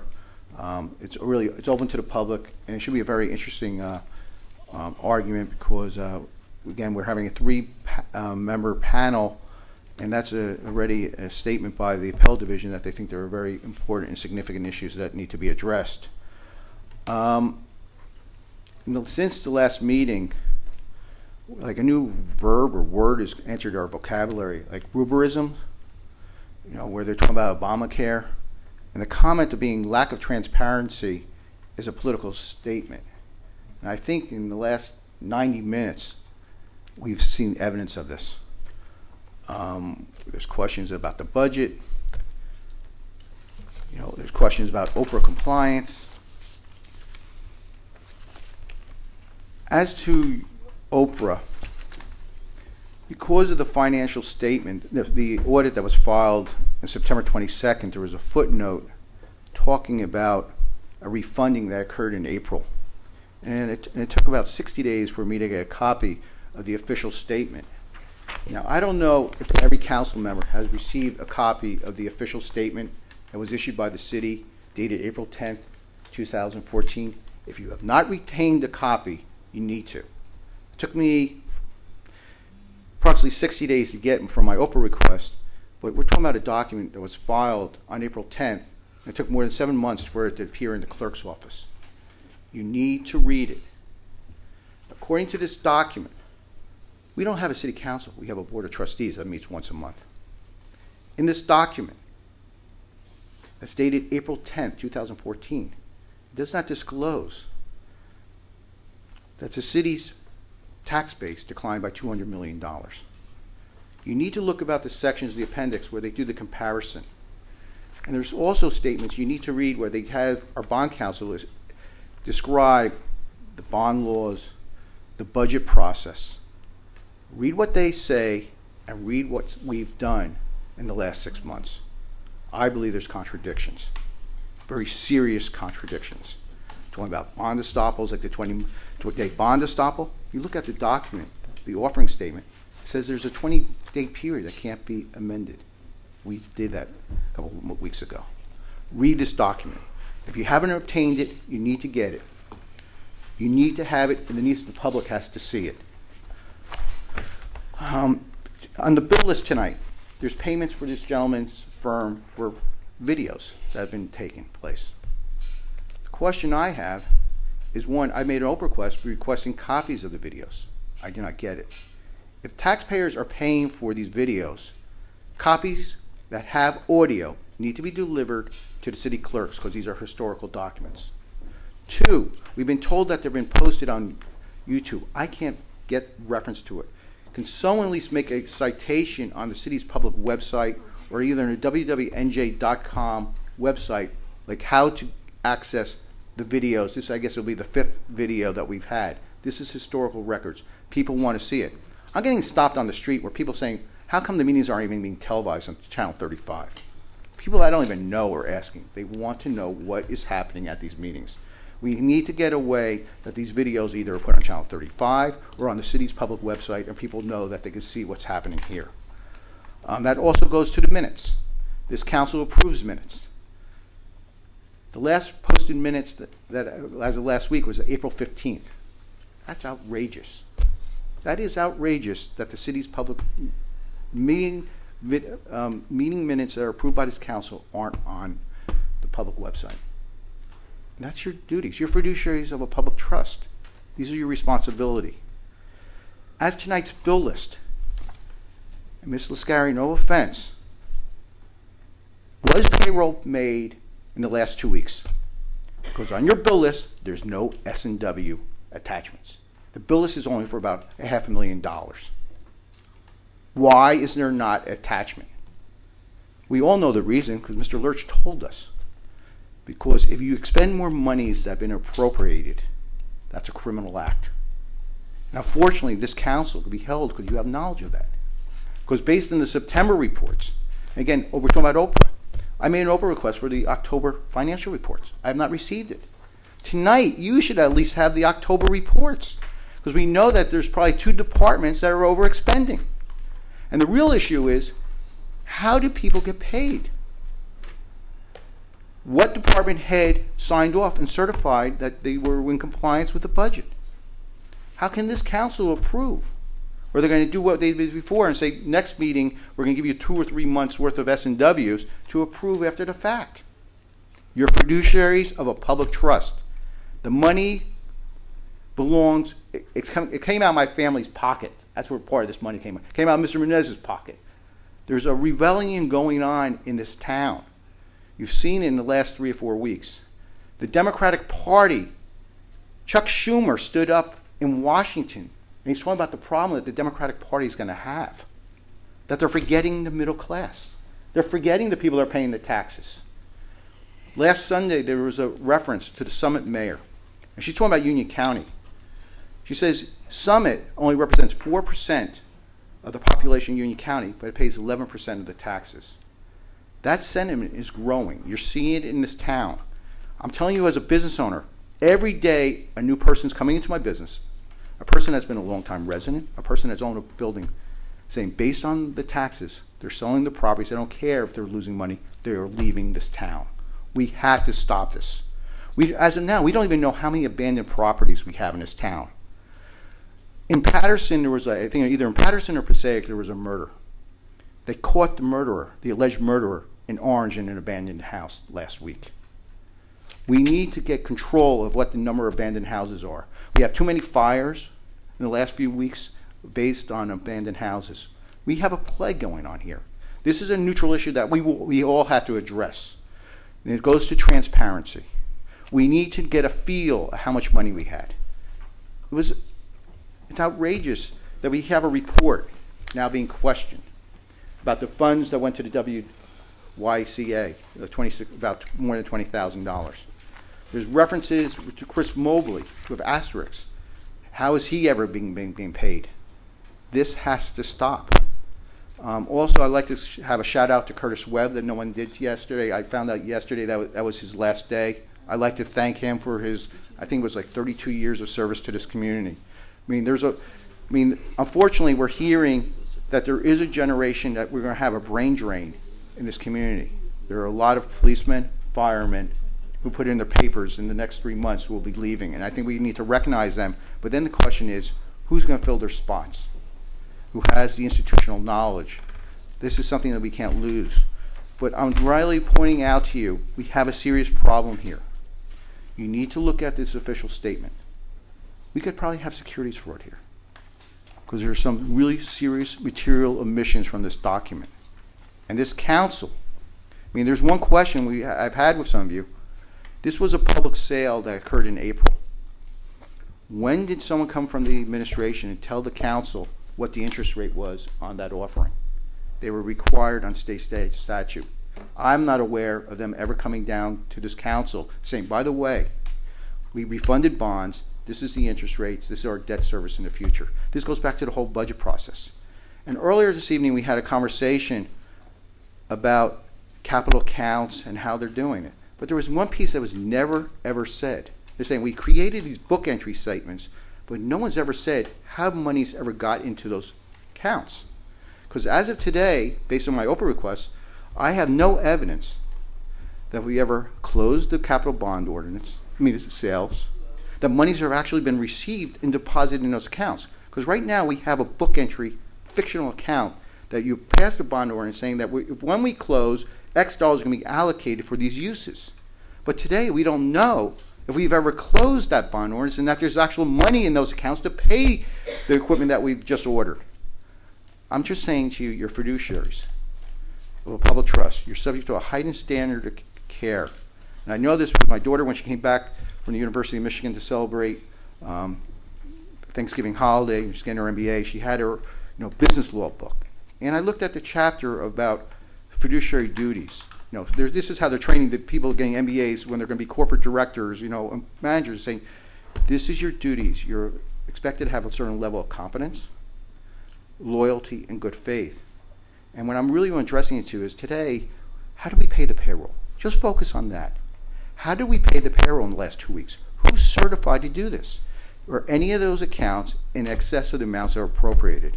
Because I don't want someone knocking on your doors 5 years from your last day of service saying, how did you ever approve that? Please be careful tonight. Thank you. Thank you, Mr. Bell. William R. Lewis.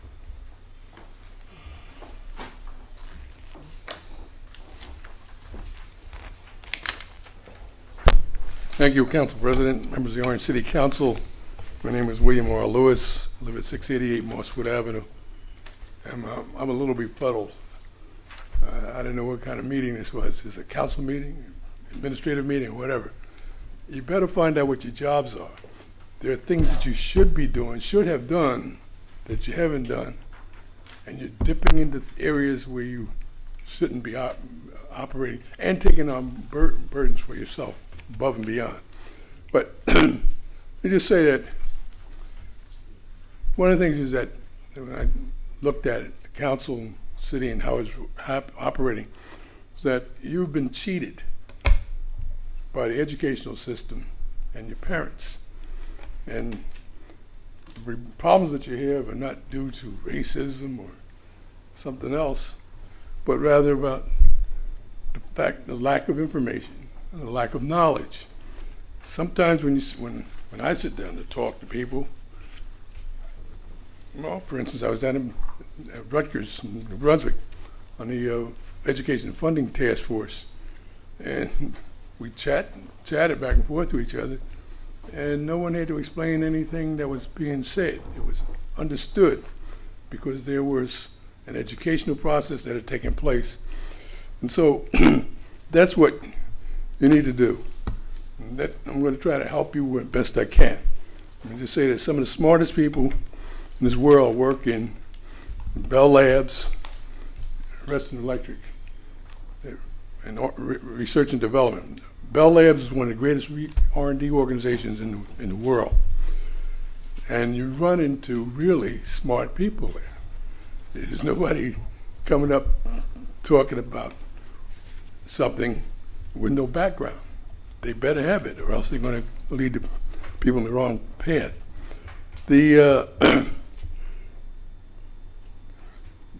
Where do I fit into that? Well, the 28 and a half years of my life was spent inside that corporation, running organizations in Bell Labs and Western Electric, which carried the Bell system. We used to fight to try to get out, but they wouldn't let us do it. But one of the things is that you're trying to do, and you'll be doing it, I think, hopefully in an ongoing fashion, is holding community meetings. You need to have a topic for the meeting. There needs to be a reason for people to come out and listen to what you have to say. And the purpose of it is that you should be educating the public. And you shouldn't be having people standing up there speaking who don't know the subject. You get yourself an expert. And you'll find it in this room, okay? And nothing is bad than to have a public meeting and they have so-called experts standing up there talking about one thing or another, budgets, bond ordinances, etc., and they don't know the first cotton-picking thing about it. They were served on some place. There was mention made about the YWCA. My ears perked up when I heard that's in the Community Development Block Grant report. What the devil are you doing giving money to a bankrupt organization? I don't understand that. And incidentally, which brings me to mind, last meeting, when I raised the issue about that, about the YW, Mr. Mapp got up, came back to the mic and said that, yeah, and we were correct, and they were going to back bill the YW for those salaries. This should have been an uproar. How are you going to back bill a bankrupt organization? And this stuff is not rocket science. This is just common sense, as old folks said, mother wit. Mr. Yes. just because you only signed up for 5 minutes, so you're right at about Right. 30 seconds. So just if you're finishing up, it's fine. Okay. But anyway, let me just say that. When you get speakers, make sure you get experts who know what the dickens they're talking about. And don't schedule meetings because you heard somebody who you think is interesting. If you're Einstein, I might buy that. If you're not, you're going to have trouble. Couple of things in closing. One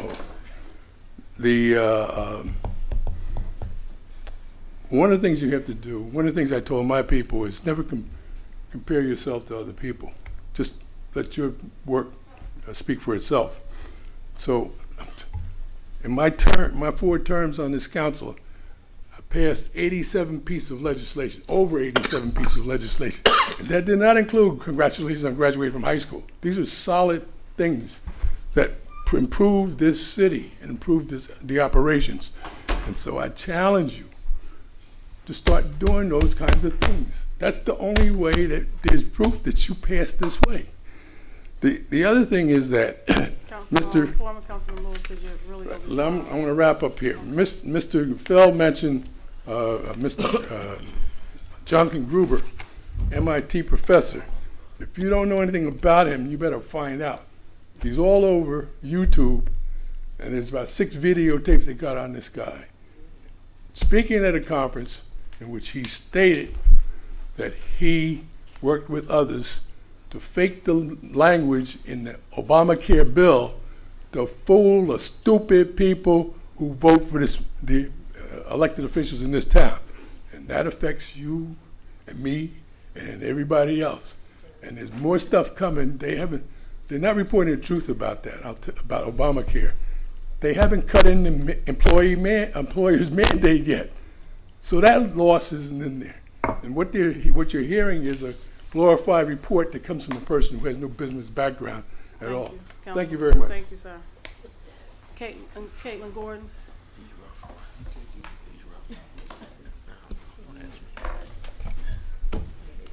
Good evening, Kathleen Gordon, 211 Park Place.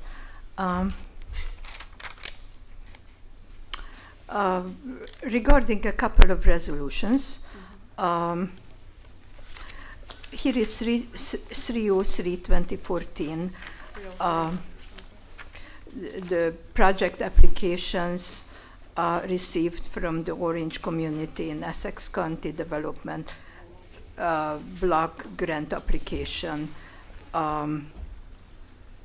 Here is the first one about parks. I have mentioned in the past that the Eastward Park with the swimming pool is a horrible place. You're talking about Colgate. Colgate, Okay. pretty much on the street, opposite industrial area, not appropriate for recreation. Not only because it is so close. People are drying and lying there this close to the curb. First of all, breathing in fumes. Second of all, an accident can happen, and a number of people can be, damaged. That most importantly, because it is not conducive to recreation at that locale. Now, it has been used for a long time. I am mentioning it because there is no money and a large area opening up.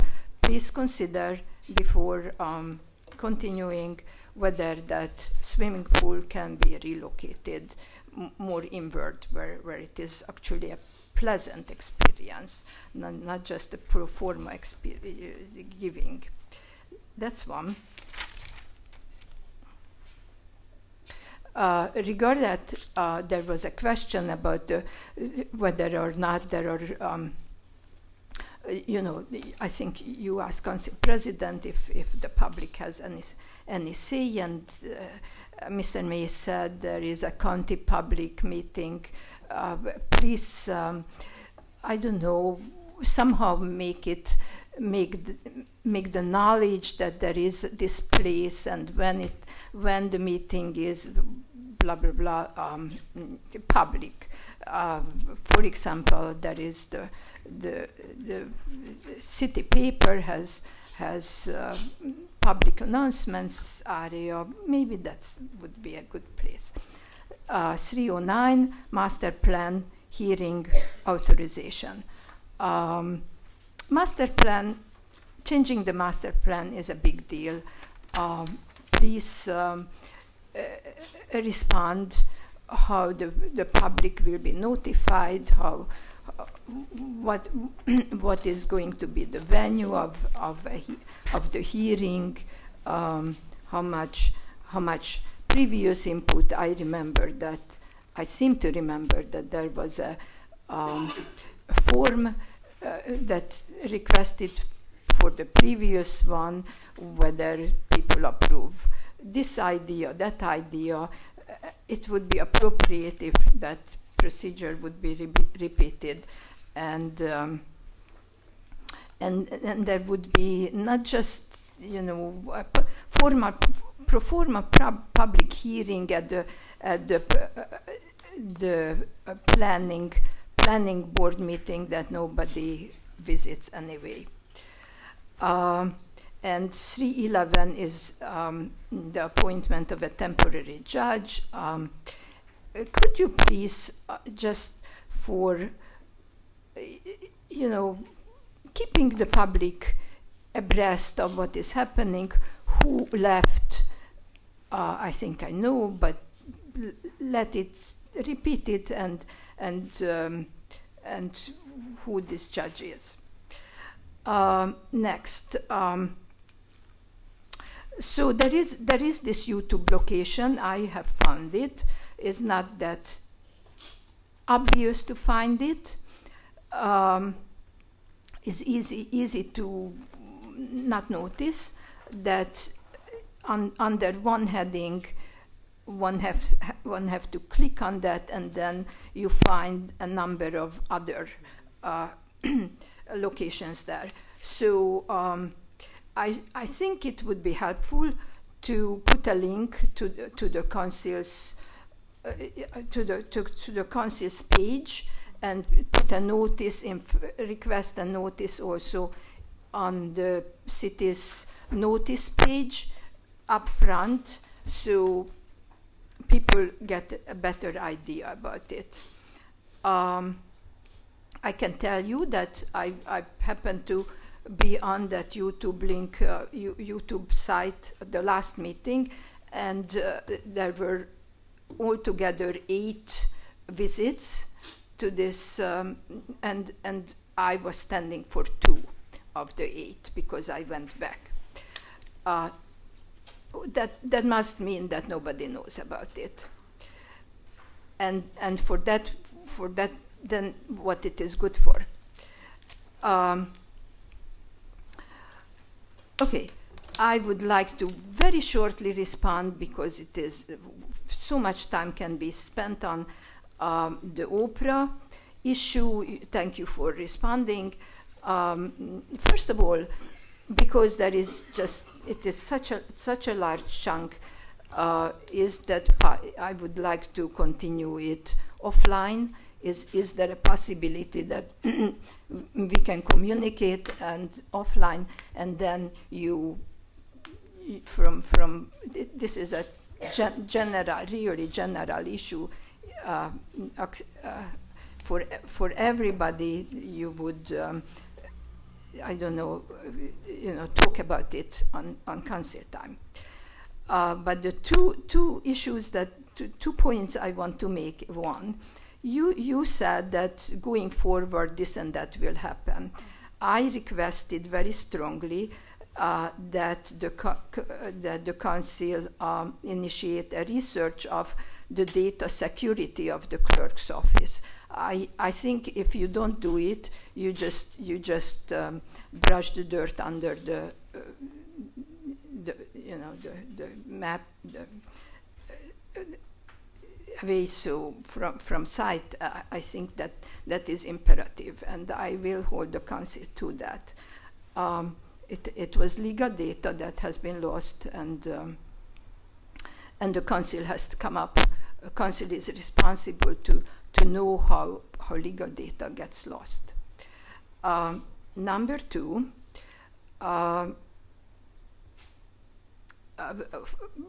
I have mentioned it, that I became aware of, that the council receives an itemized list from the clerk's office of the requests and the timeliness of responses. I asked that this list should be available to the public also, because I would like to know, what the council said, what the clerk's office said to you, that they responded to which request of mine. I happen to disagree with one of the previous ones. So, but not knowing it might look very wonderful and might not be correct. You have no way of knowing that other than having the public review it. I would like to. This is. I am going to go back to the responses of the last meeting.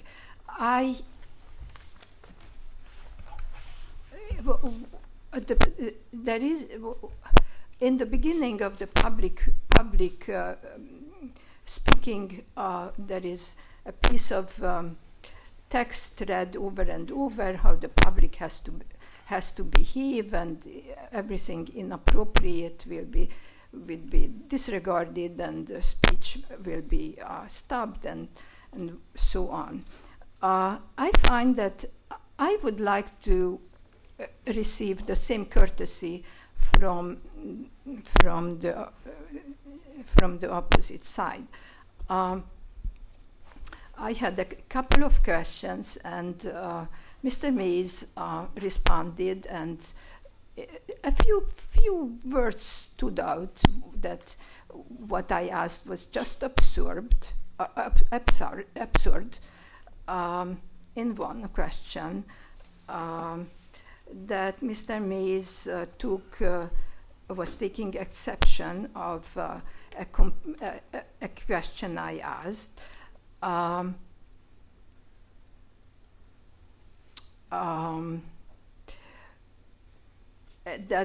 That I wasn't. I was not. I was mistaken and confused. Altogether, this is simply, it is a verbal bludgeoning. I don't think you should allow it, and you should put a stop on it. That is the council president's job. These things go both ways. So I would like to go back to this request, because if I just go on and ask something else, then the response, the style of response will go on as previously. So I'm going to spend some time. So that I did not understand, it was referring to 299/2014. Now, 299/2014 was a termination of a contract with a previous company. And Ms. Gordon, just to let you know, you're right at 2 minutes. Okay, I don't know how to handle this. But you're referring to the last agenda, 299/2014. I am. So continue. I'll let you ask that question, and Director Mays will ask at the end of the question. Okay. It is not the question. The question was, I had a two-pronged question. One was why the termination came five or 6 months after the job was finished by some other company, and why they have been paid at all. And for the termination, why termination comes so late? There was no answer. Why they were paid the answer was that that although eventually they did not accomplish anything, but they did some planning, and so therefore they were paid. But and knowing that this was an emergency contract. But the point is that Mr. May said I was not, I was confused, and I did not know what I was talking about, and you know, that was not a possibility, because I don't have a background in these issues. I go in just like and read up the material that is put out by the city, and actually verbatim write it down and give it back. So it could not have been wrong. It is just not fair to, you know, put me down this way. In general, today there is a contract today, and I am telling you again that we should not accept engineering contracts without certain perimeters. It does not have to be the previous one was about paving, and there is today one about paving, and I have not asked that an absolute date for paving will be, but there has to be perimeters. Mr. May said they can't do it below 40 degrees, then it should be in the contract that if, I don't know, we are close to 40 degrees, then we shouldn't. If there were, I don't know, 20 days above 40 degrees, then definitely the work should start. Reasonable requirements, and from the start how long it can take. I'm not necessarily talking about paving, any engineering. We have learned from SCAFAR how much it can cost to us when these agreements are lacking specificity. And I would like you, council people, even if it comes out okay, signed by the. Ms. Gordon, I just need you to sum up. Okay, I did. Okay. I think I made myself clear about those things. Thank you. You're welcome. Mr. Meyer, Bruce Meyer.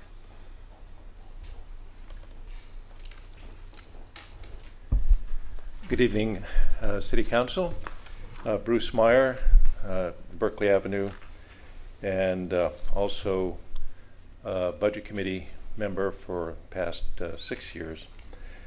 I had a number of comments that I was going to make on Oprah, and again, the reason for having Oprahs is because nobody can get information. You have too many Oprahs because you don't put out enough information. And I certainly agree with other folks that have stood up here and their comments on various resolutions this evening. One thing that came up at the meeting that is, I think, speaks to the larger issue is the library. As a part of the Budget Committee, I know for a fact that we went over this very, very carefully in the budget hearings, that there was not one person in the Budget Committee that was in favor of advancing funds to the library any more than the statutory minimum. The reason being activities at the library that were, if not illegal, bordering on illegal, and misuse of funds. During that hearing, the new director and the new president of the library board were not able to answer any questions about the grant programs, how much money had been allocated. In fact, they could not answer any questions about the bidding process. Myself and members of the Budget Committee, and also several Friends of Library type committees, had gone with Oprah's to find out what was going on at the library. In fact, it was the budget committee 6 or 7 years ago that forced the library to come forward and do a budget for the first time, which they had never done, which led to some discoveries of illegal activity and monies lost. So at that meeting, at the budget meeting, it was very specifically stated and requested of, for legal opinion, could we allocate the minimum for the library, and could we also set aside a fund, make a new fund that we could allocate to the library on a time-by-time specific allocation during the year if they came and requested funds from the City Council. Legal opinion at that time was, yes, we can do that. Our Chief Financial Officer and Mayor of Plainfield specifically said he would set up an account for that purpose. We had in writing and the various documents that came out after that, I remember seeing that there was an account where that extra money was being held to be released by the City Council at such times that the library director came and explained why he needed the funds and was more forthcoming with the information that had been requested and been denied. So to find out that the money has been paid out anyway comes to the point, the larger issue of who's running the city. What difference does it make if you have a budget if nobody follows it? This is the second year in a row where they haven't done a thing to follow the budget. They do, spending is spent what they want to do, and then they come in at the end and ask you to transfer the money over to cover up for what they've done. This is illegal activity. You can't spend money above and beyond what has been budgeted. I think that was made very clear by Mr. Feld. We are flirting with illegal activity.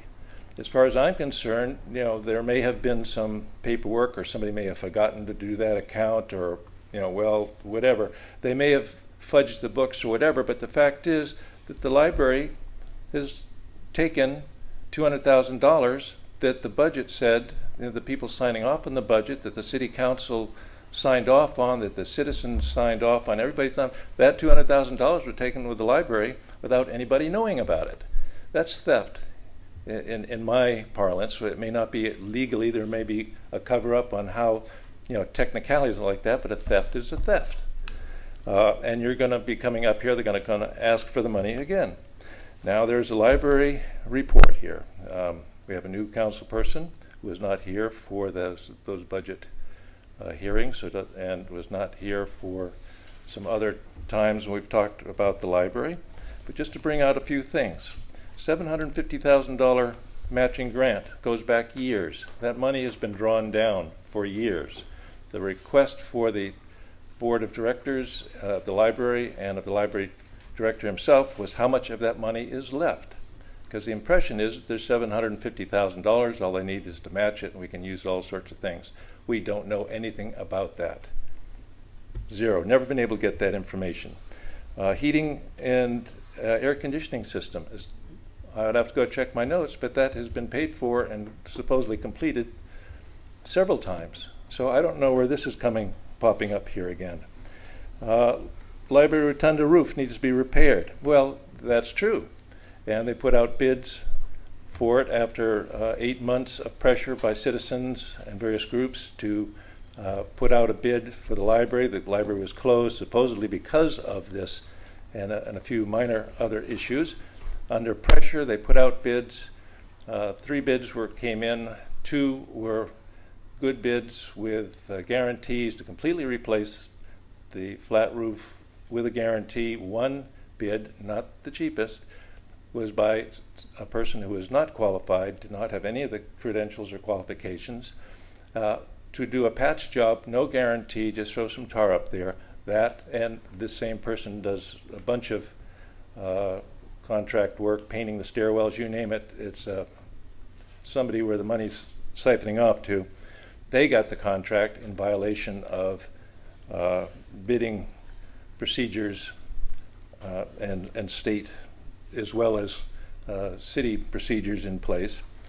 One of the bids that was put out by this person who is not qualified to do the work was a bogus bid for $1.2 million to strip all the tiles off the library and replace it with synthetic tiles. These are slate roof that is good for another 100 years, that has been certified to be fine. There's occasionally a loose slate that needs to be replaced, but this is not only a bogus bid, but a totally not transparent attempt to take $1.2 million from the library, from the citizens of Orange, for a job that did not need to be done. And here I find it right back in here, $1.2 million to complete the project. It's bogus. City Council, the new City Council persons did not, this happened before them, but every City Council person here tonight that is not new got from me the original documents, copies of the original documents that were gotten by Oprah, showing those bids, showing the costs, along with the explanation of what is or isn't. Those are the reasons why that money was to be withheld from the library, because you cannot trust whoever's on the library. The library is run by the mayor's chief of staff. And for whatever reasons, the board members do not know what's going on, and I hope you are able to talk to the board members and bring them up to speed, because they certainly don't listen to anything I do or present documents to them. I don't know why they cannot present documents, but they are feeding incorrect information, bogus information, perhaps criminal information again and again and again. What happens at the library is a microcosm of what's happening in the city. The budget committee, the council, all like that, made very specific comments as to certain jobs, like chief of staff, of which there is no job of such legally in the city. If you want the job, at least make it a legal job and then fulfill it and do it the way it's supposed to be done. That was the intent of defunding that position. Doesn't make any difference what the city council does, because the administration just goes ahead and does whatever they want to do anyway. So why have a budget? Why have a budget procedure? Why have a city council? There's no reason for you to be here, because nobody's doing what you're saying to do, and when you acquiesce to that happening, then you become a part of it. If you sign over the transfer of the funds like you did last year, then you will have agreed with everything that the administration has done, and you have no case against them whatsoever. The only case you have is to say, no, we're sticking with the budget, prove what you've done, and leave them holding the bag. If you don't have the guts to let them hold the bag and let things fall where they may, you will never have any authority. You will never have a city council that means anything. So again, it all comes back to the transparency. My daughter came back from college. She has a course in government, and she's doing a seminar, and they're all in a titter up in the course because she's doing it on transparency in Orange. And they've never seen anything like it in their lives. They couldn't believe what's going on. They thought she was lying and making this stuff up. And she showed them some videos and some copies of things and all like that, and their jaws dropped.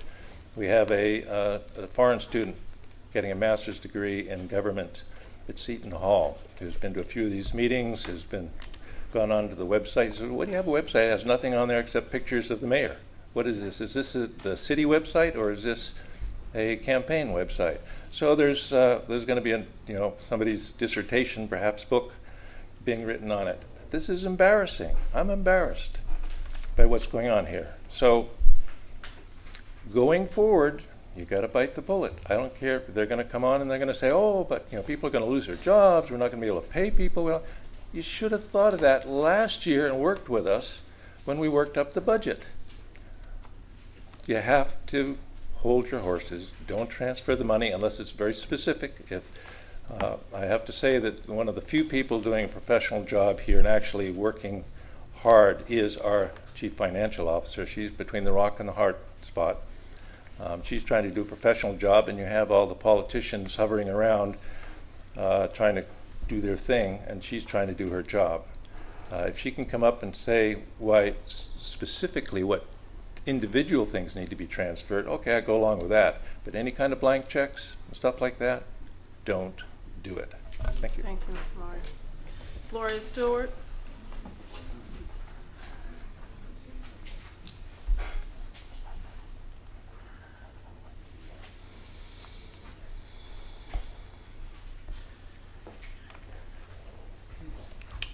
Gloria Stewart, resident of Orange. Good evening. Good evening. And I hate to sound like a broken record, but I think a new arrangement for the chairs here should take place. If you look over here, if you understand what I mean, it's against the wall. And I thought, you know, with the fire, there's certain guidelines for having chairs placed in a building. And not only that, it's sort of not convenient when you're trying to come out and get in. Food for thought. I would like to, before I get into my concerns, I believe the high school is at the middle school we used to know it, where they're having a play, Sherlock Holmes. I think it's might be Thursday, Friday, and Saturday. The times, I'm not quite sure, but it's something that if you're interested in, you can look it up and be supportive of the play. They usually do a very good job. I think it's $5 in advance, $7 at the door. And the children, I think the cost is all the same, fundraising for the school. So if you're interested in the performance, just look it up. And no one asked me to do it, but I just thought that you might be interested in as the city fathers. I want to just touch base with the Oprah request situation. And from what I just heard, not knowing a whole lot about it, it appears that someone wants it watered down. And I'm looking at the research officer here, and I would think he would know some of the answers as it relates to certain things, because I believe that that's his job to know the legal aspects of things. And then your suggestion to do certain things to revamp, I don't even think that should be considered because of the nature of its purpose. That's why they had to put it in place to provide citizens with an avenue to get the information that perhaps is not as transparent as it should be. I want to thank Councilperson Summers Johnson for her report, and I do hope that you continue to work with it. And just to add to that, I have a coworker who was telling me about East Orange Library, the good things, a lot of the things that they're doing for, just the citizens. They can go in and do certain things. So I'm hoping that our library can be put up to speed, and then maybe just by improving the lighting, and then to go back to the monies that you have to match, whatever you can do to get that done. And then I'm also thinking of, we have high school students. Is it possible for them to, for you to get some of those career people?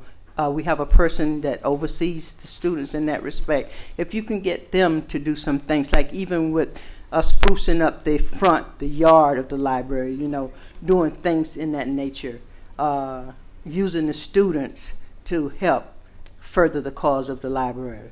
And then also with the computers, you were saying that, and I did ask, I remember, Superintendent Lee, and he told me what you just reported.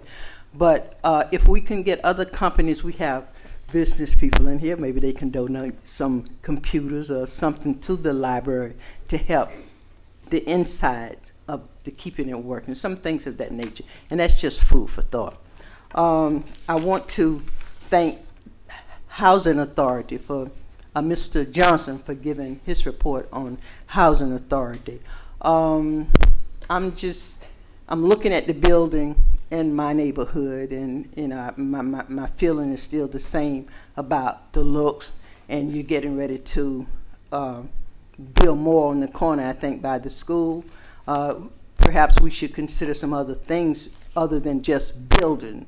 You know, you can have a recreation center, you could have some eatery or something that we can do instead of just building houses, and how it benefits the housing authority. So naturally they're getting their little, you know, things together so that they can continue to build. Then it was something else I had wanted to ask about the housing authority and their functioning. And Mr. Johnson, I guess it'll come back to me. I wanted to say, in regards to, I did the library, the road, Main Street, and I think I brought that up. It's still in very bad condition. It's like you're riding on speed bumps. If you come from, I think by Dunkin' Donuts way, or either going, it is awful. I mean, really, really awful. And there's no way that it should remain that way. And I'm saying, I don't know how many people travel there, but I know I frequent Main Street. You know, I live here and I try to support it. But I think we need to work on whoever did that it doesn't go any too much longer in that situation. I'm looking at also at the directors not being here, and I guess you don't have much control over that. Maybe it's something that you can, you know, we write resolutions for everything else when you want to put in law. Maybe it's something that you can do to have them sit here, because I know it was a time they would be here. You have your fire director, and I understand, you know, congratulations to him for, you know, in his retirement. But you have, they used to be here, the fire chief, the police chief, and to get in that respect, and I'm kind of disappointed in that, because he used to hear good things in his working and how he was doing. So I'm not saying that he's not, and I know he got an award, but, you know, don't take away from home. He should be present. And I also would like, just tonight, I was coming, you know, the police cars that I always talk about, all you see is the dark. But tonight my light showed me that police word or whatever was white. So, and only in the light, I guess it reflects the whiteness. Still doesn't make me like it anymore. Then in that same vein, I want to say that I had asked about crossing guards, and I work in the South Ward. We need some crossing guards, and one mainly in front of Hayward Avenue School. I don't want anyone to really have to be out to direct the traffic, but it should be someone who's legally assigned to that area. And I can remember, and I told you in '98 when I was sent to Hayward Avenue School, I advocated for a crossing guard on the corner of Hayward and Lincoln Avenue, because it was dangerous. It's going down the hills. The kids were playing, especially in inclement weather. That worked. They listened. They heard my cry. So we have a crossing guard there. So it's a bad situation in front of the school. It only takes so many minutes, morning and evening, and I think we need to do that. And it shouldn't be so hard, because if you pay $500,000 for 14 police vehicles, I mean, 2 or 3 crossing guards, it's just a drop in the bucket. So that's just, again, food for thought, if you can take that into consideration to prevent anything from happening to our children. And I see that the council person, Jane Summers, I'll get it right one day, is having a meeting. So maybe that's something that can be, you know, brought before the resident, because I'm sure they are aware of it and how they pull up there, and it's just a mess for like maybe 15 or 20 minutes in the morning and the evening. I understand when it comes to the clerk, you said the clerk was coming back at the next meeting on Thursday. Did I understand? Your clerk. Do you city clerk? The deputy clerk, Ms. Smith? Yeah, I mean, it's a deputy and a clerk. She's so here. She's just out today. Well, see, I didn't know. I'm just asking, because that was one of the things on my list to ask, but you had spoken on it before. Right. Then I want to go, we were talking about the CFO. I can remember the CFO that we had before, and I won't call the name, but you know who he was. And he was always, you know, visible. He would always be up, you know, like really, not saying that was always the best, but he would have the answers I guess the council wanted to hear, and some of you, I'm sure, know of him. But I just got the feeling tonight when our CFO came up tonight, there was some conflict going on, and it wasn't good. It wasn't a good feeling. And I noticed that our chief, financial, Mr. Mapp, is not here, and I was going to... He's the director of finance. Director of finance. Now, before him, who did we have as director of finance? Or did we have a director of finance? I'll come back in there. Okay, you put that down to answer me, because I'm just learning. Yeah. But the other thing that I wanted to, in reference to him, I was going to question his answer to you, his question to you about the conflict of being a council person and his position and being the mayor of Plainfield. And so, to me, I think it is a conflict. And the only difference that might be made is if his Board of Education is appointed or elected. And I'm not sure. I know our Board of Education is one of the few that's appointed by the mayor, which is closely connected. So, I thought that was a bad example, and I was going to just express that to him tonight. But unfortunately, he is not here, because he used that scenario to, when you asked the question, is there a conflict of interest? So, personally, as a resident, I think it is, depending on how he runs his city. And if he has his position, he should be here tonight, to answer some of these questions, if that's his, duty. And then that leads me to your financial group. I forget the name that they referenced tonight. The City Budget Advisory Committee, or what's his name, Mr. Lurch, the budget Lurch. And that troubles me too. Why do you hire him if we're going to end up with situations that way? You know what I mean? Is he supposed to be your light to let you know what's going on? It's transparent, so you know exactly. Because it's too much guessing, no transparency. So what is his responsibility to the council? I'm not getting a good feel. And I don't know, I'm not as smart, it was said, but I'm going on common sense and what the good Lord puts in my heart to bring before you, asking questions, because I want to know. Now, the BA, I want to get to that.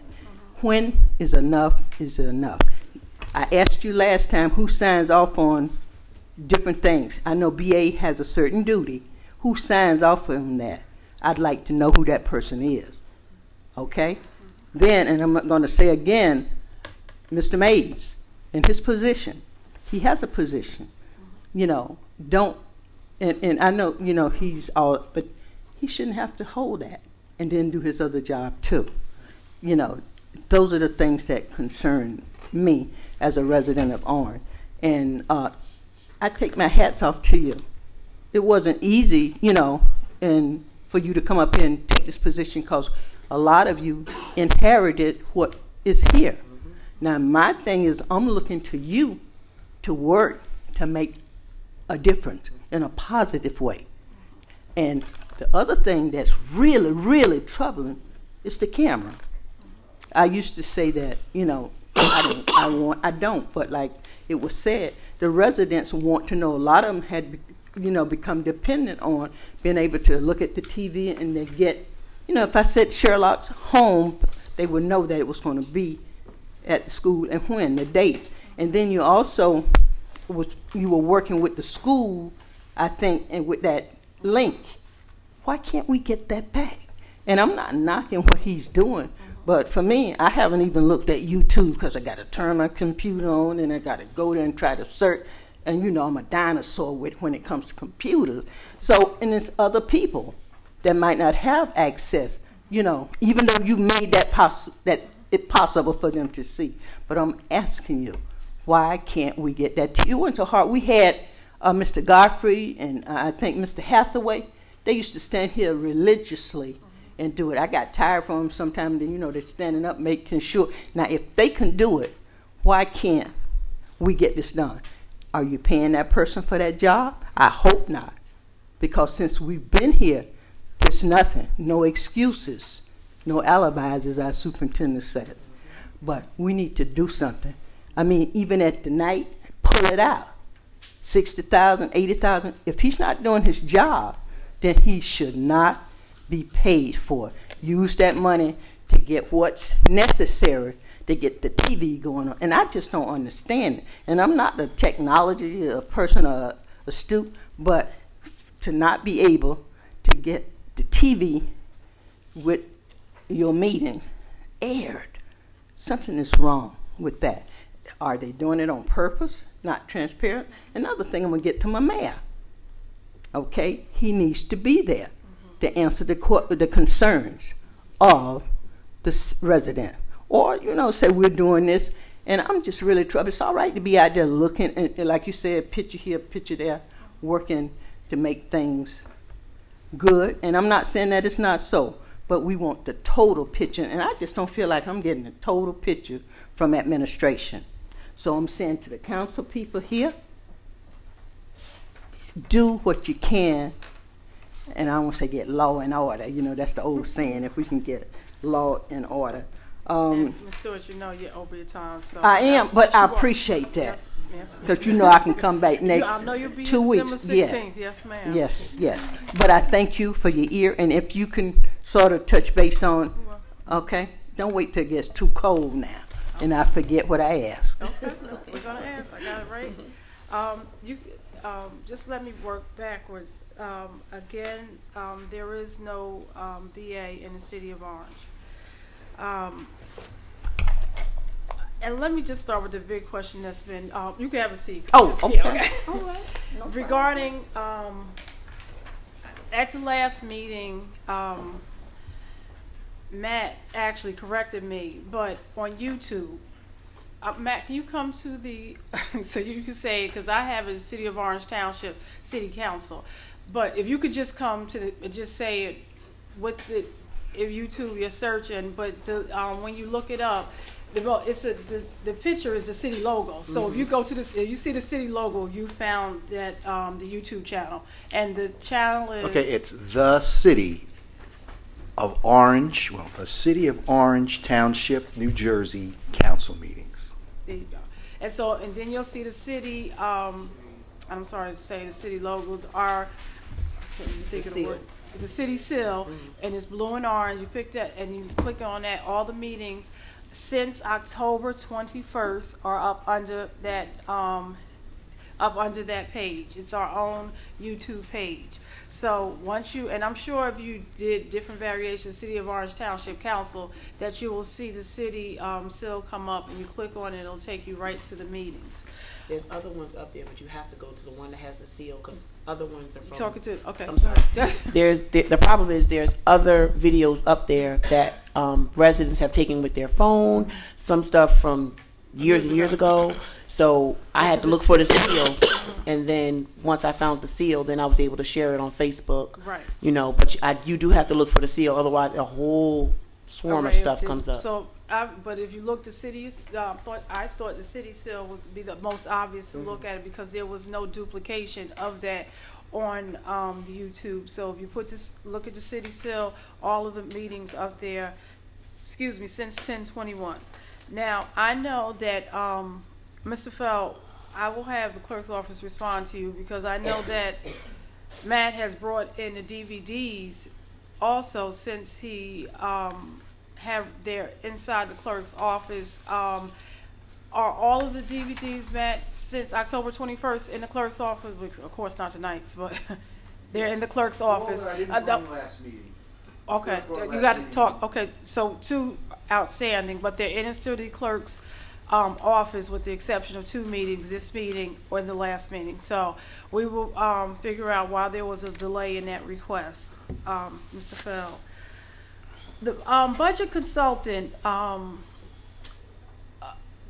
job is to work for the council to ensure that the budget put forth, it gives us oversight that the administration is adhering to the budget that was approved.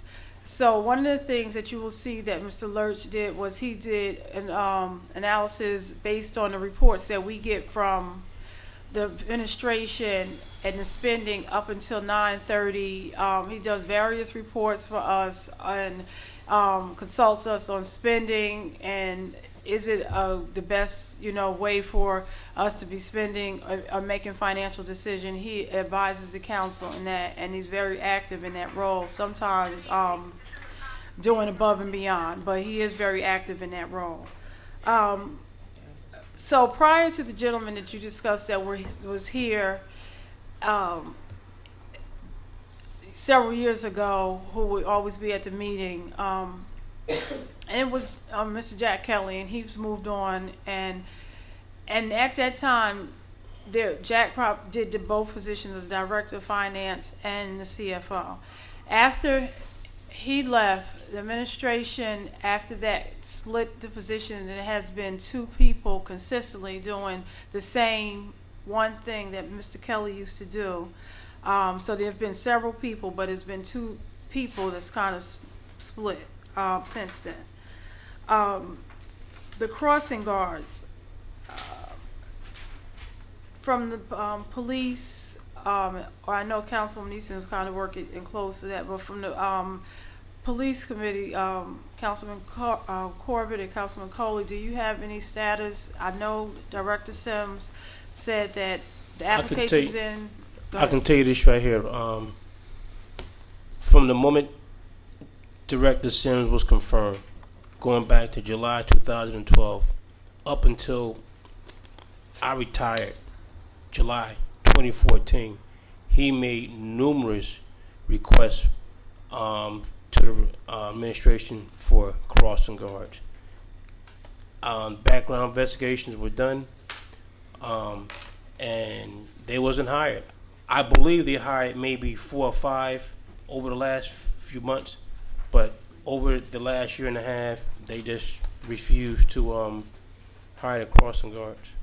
Councilman Corbett, you wanted to add anything? It's the same thing with the police officers. He have requested it. The council has put money aside in the police department's budget to hire more police officers. He has requested it through the administration. The administration is picking and choosing. As far as crossing guards are concerned, as far as police officers are concerned, they're trying to pick and choose who they want. Never mind who the police director says after going through the background checks and doing the interviewing. Never mind who they want. The city wants to put who they want to put in those positions, and that's wrong. And that's why we're going to see the police department come in with a surplus at the end of this year, because it didn't use the money to hire police officers. And that's where, in the latter part, the fire, the portion that it appears that they got a approved list for the fire department, so we will see those positions filled. One last thing, Council President. Yes. The police department may have a budget, a surplus. However, due to the lack of dispatchers, the police department have to put officers in those slots and pay them overtime. So so it may not be a surplus, but rather than paying a dispatcher $40,000 a year, you're paying an officer double time. Time and a half to sit there, just making twice of what the dispatcher would make, and that's been going on for quite some time. You want to speak on the crossing guards? You're using police officers, and also Councilwoman Easton. Councilwoman Easton, do you want to say that a little bit clearer, Councilwoman Easton? Also, crossing guards, you're using police officers. So you can apply the same scenario, rather opposed to paying them $25-$35, you're paying them a police officer time and a half to do a crossing guard. Okay. Well, being that we're talking about police officers and crossing guard, just so everyone know, whenever you see a police officer on a crossing guard post, you can be getting robbed, your house can be getting broken into. That officer can't come help you. He's locked into that crossing guard detail until that detail is over. So the public has been put at risk for a long time due to the lack of just not hiring the crossing guards. Thank you. Councilwoman Summers Johnson, you heard the request possibly a partnership to do beautification at the library. Which is, okay.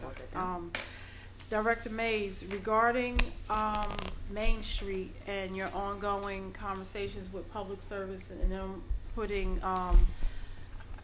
while, you know, repairing the street back to better or the same conditions when they found it, when they have to tear it up. How is that conversation going on? And in noticing that the streets were, the lines on Main Street were repainted. So thank you for that, Director Mays. You can clearly see going down, the yellow lines were redone over the last 2 weeks. But how are your conversations going on public or anybody that tears up the roads? Well, unofficially, I've been told that Main Street is in such bad shape with all of the gas leaks that Public Service has no choice to open up the road in the numerous places that they have. And I want to say unofficially, because I've been told unofficially that based on the amount of openings that they have had to make on Main Street and the ongoing gas leaks, that they are going to repave Main Street. I haven't seen that in writing anywhere, but that's supposedly what's supposed to happen. I'm waiting to get confirmation on that.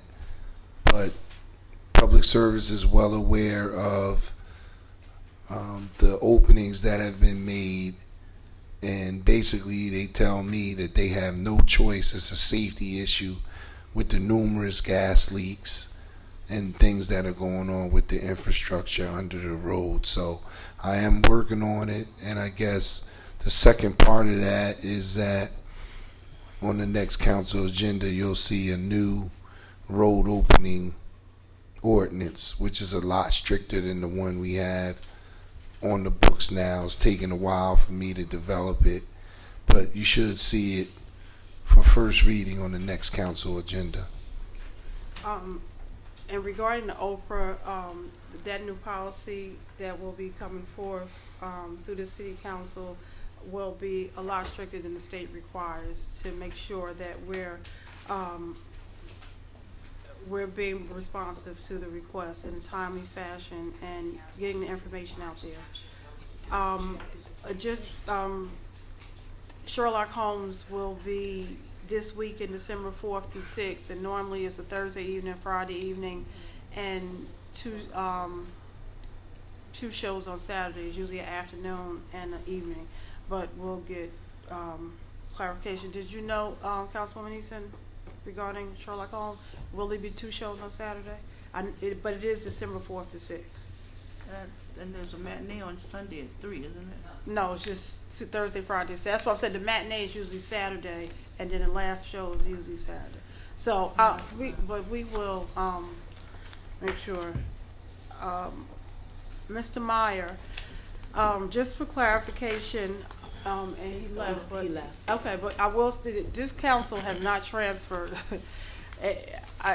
I'm kind of thinking it's because every year we've been here. It seems like Christmas Eve and New Year's Eve regarding these transfers, but they have not. I think last year we only transferred monies for the street lights, and that was it. But all the other salary transfers and everything, this council did not do.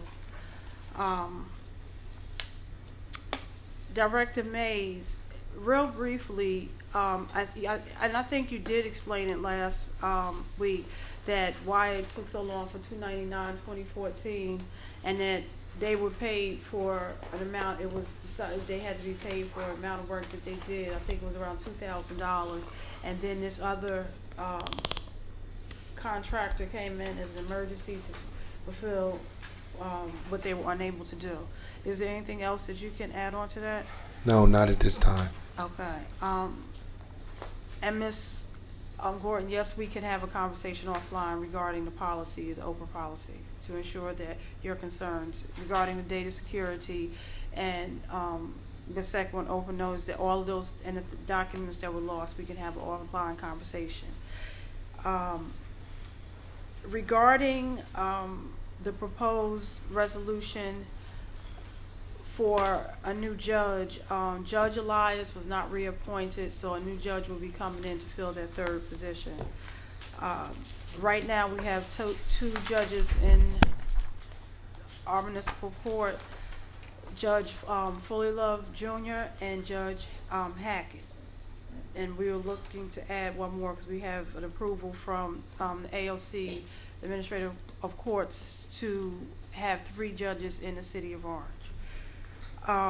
You also mentioned 303-2014, and Director Mays, you could correct me. Your concerns have been noted about Colgate, but Colgate is not listed on the CDBG grant, correct? I see High and Alden, Central, and Metcalf. No Colgate, right? No Colgate. Okay. All right. So, but your concerns have been noted. Also, while we have that, is there any updates on the High and Alden Street Park being opening? No? Yes? No updates on that. Okay. Mr. Felly, I talked about your DVDs. We'll have that response, have a call to you tomorrow. The salary and wage document that's not attached to the bill list, Ms. Lascari, do you have a reason why it's not attached?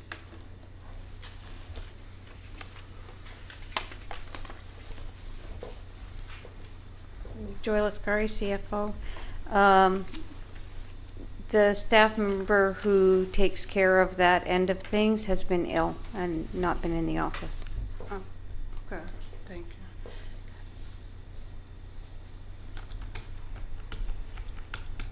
And I believe, Council President, can you just back up a second to the judge?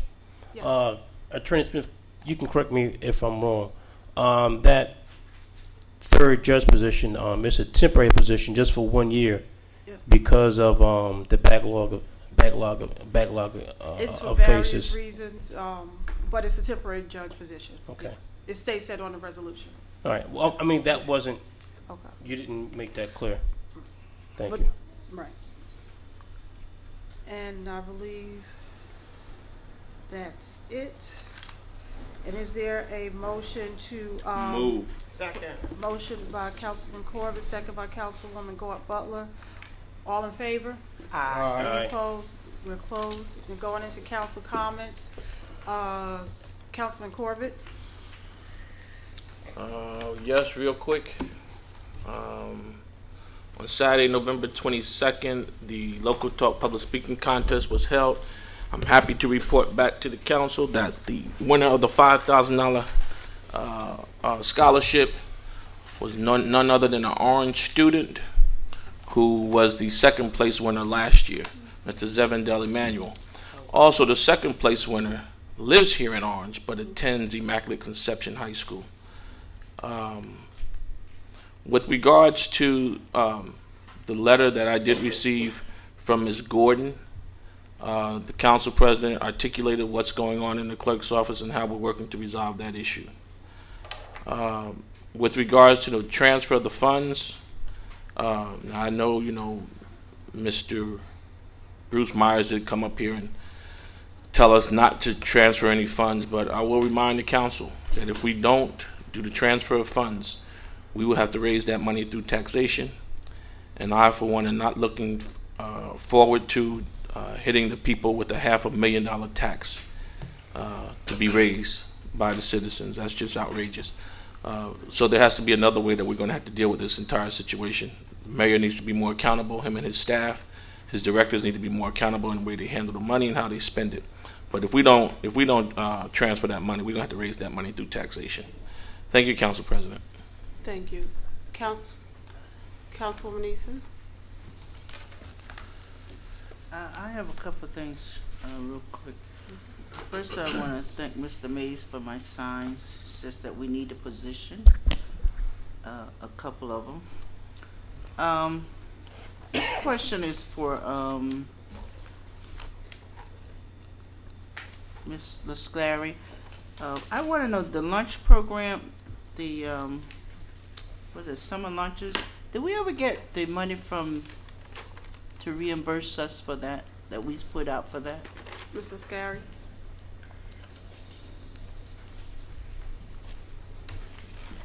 Joy Lascari, CFO. I will have to get back to you on that and look through the records to get the answer to that question. So we will know that by the next meeting? Yes, I could do that. Second question before you sit down. As a CFO, and I guess Mr. Mack is a Director of Finance, and we heard when we did the budget overview, when we got it from Mr. Lurch, that we were $1 million down in prescriptions. Did either of you look into that if we went with the state insurance versus self-insurance, we could save $1 million? Has either of you done that comparison for the city? I know that there is work being done on that, and we are having the company who we work with for our self-insurance come in and talk to us about, you know, the parameters of our policy, the way that it exists at this time, and that we will be looking into what the comparison would be with the state health insurance for prescriptions. That's one of the things I found out at the question they kept asking at the league. Why are we self-insured when we could be saving money if we went with the state insurance because it's cheaper? It's definitely worth looking into. Could we maybe get a presentation on that at the next meeting, that somebody will come and explain to the council why that has not taken place, and why we're still $1 million, and why that wasn't looked into previously? So you're asking for the broke? I know Mr. Lurch was trying to work to get somebody from the state health benefits just to explain trends in the prescription plan. So you're asking for the broker to come in and explain that's doing a prescription plan now as to why? I think we need Mr. Mapp to do that. He's the Director of Finance. He's supposed to be looking after our finances and the health of the city finances. So we need to have him come and explain if the state insurance was cheaper, why we have not gone that route instead of continue on the same. So if we could make that request, if you want, I can send it in an email. That I think he needs to explain that to the council.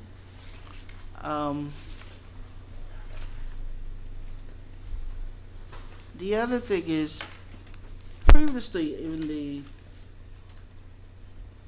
I think it was in the transcript, the city was awarded $150,000. Does anybody know where that money went? What was the award? Does it say what the award was for, Councilman? I think Mr. May. From the county? Yeah, from the county. Was it for CDBG funding? I know. We're gonna ask Mr. May, Smarty Mays. Yeah, that money is for recreation and for the parks. It was $150,000, and that money is going to go to put 4 new lights around the central baseball field. If you remember, you heard me talk about this many times. There was 8 lights there.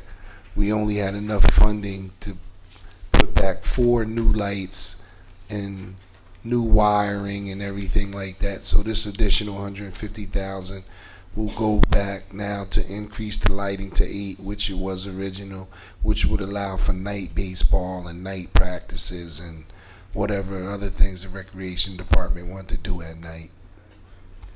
Mr. May, that brings another question. How are we going to go into night baseball and all of those night with no police officers? I mean, we talk about expanding programs, but we don't have police officers to handle. And if you read the paper today, Mayor Ross Baraka has declared a state of emergency for the city of Newark, which means he's pushing that crime somewhere. So, and I will talk to the director offline. I guess we got to be conscious of that and make sure that they don't push it to orange, because we don't have the police officers to board off what's going to happen in the next couple of weeks. So that's why I'm saying, when you talk about night this, night that, how are we going to do that without police officers? But that's not a question that you need to answer. That's a question that needs to come from the mayor. One of the things I also want to address, the last couple of weeks we had a couple of fires, 361, 369 Park Avenue, then we had one on Snyder Street. And I hear we recognize a lot of people, but one of the people I think we need to recognize is Yvonne Eichner. Yvonne Eigner worked tirelessly on those 2 fires, and I think we need to do some type of recognition, be it a plaque or whatever, to let her know that we appreciate all of her hard work. Because as soon as she finished with one fire, she had another one, and she had to place all of those people, make sure they were taken care of, and the group that came out of Cedar Grove that came in on Saturday and gave all of them money, I think we need to recognize them also, because I mean they really came in and did a stellar job with precision, organization, and each one of the fire victims that showed up got money. So I think we need to do some recognition there. But one of the other things I want to address real quickly is every council meeting that we have the same issues. The residents are asking the same questions. They're pounding on us about things that we cannot control, that we have tried to control, and nothing changes. So I don't know what the council needs to do to address those issues with the administration and what's happening and the things that's happening in this city, but something needs to be done. And it might take the residents, I mean, City Hall is wide open every day, to do a sit-in. Come and sit in the mayor's office and demand answers to their questions. I mean, y'all can beat on us every night, every day of the week. You can beat on us about Oprah. You can beat on us about what's happened in the city, transparency. But the council has done everything I know humanly possible to address those issues, and we're not getting any place. And I keep saying that. So I sit here night after night, council meeting after council meeting, hear the same issues, the same questions, the same concerns, the same frustrations that we have, but we are not moving anywhere. So I guess my question is, where do we go from here? Where do we go? We can't do a Christmas miracle. I mean, these are people that you elected in office that you need to hold accountable. And we talk about why we don't have a business administrator. We haven't had one in, 2 years? Why we don't have this, why we don't have that. The same questions every night. And like I say, I tell people about drug addicts. You can beat them to death, but when you finish beating them, they're still going to be a drug addict. So you can beat us to death, but when you finish beating up on us, there's still problems in this city that the city council cannot control and cannot handle by ourselves.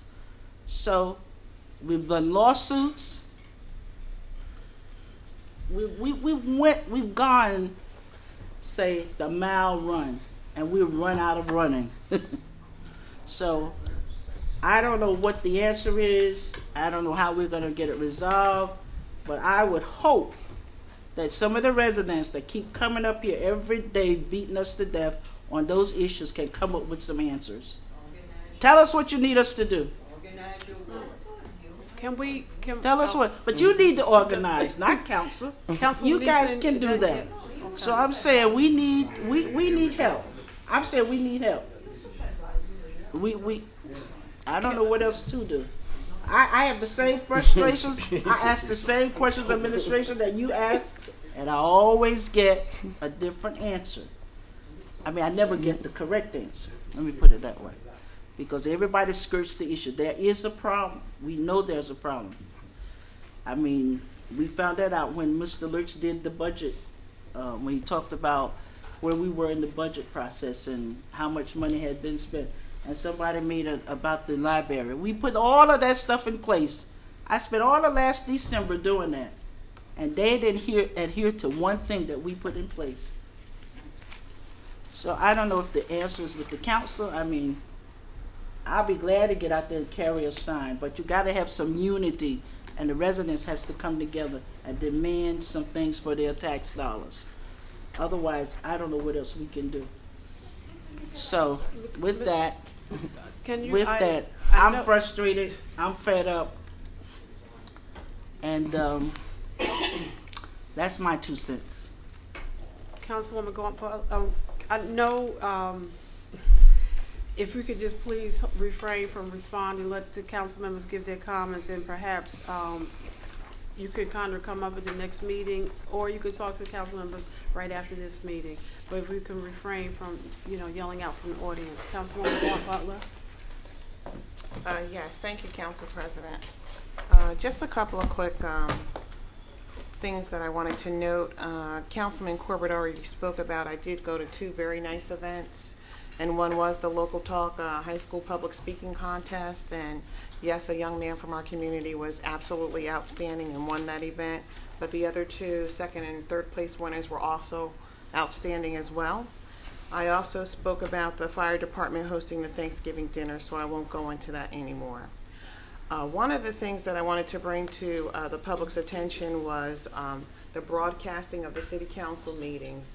That is something that I've been very frustrated with over the last few months, and I've expressed it, and I've been trying to work with the administration in order to bring about a change with regards to that.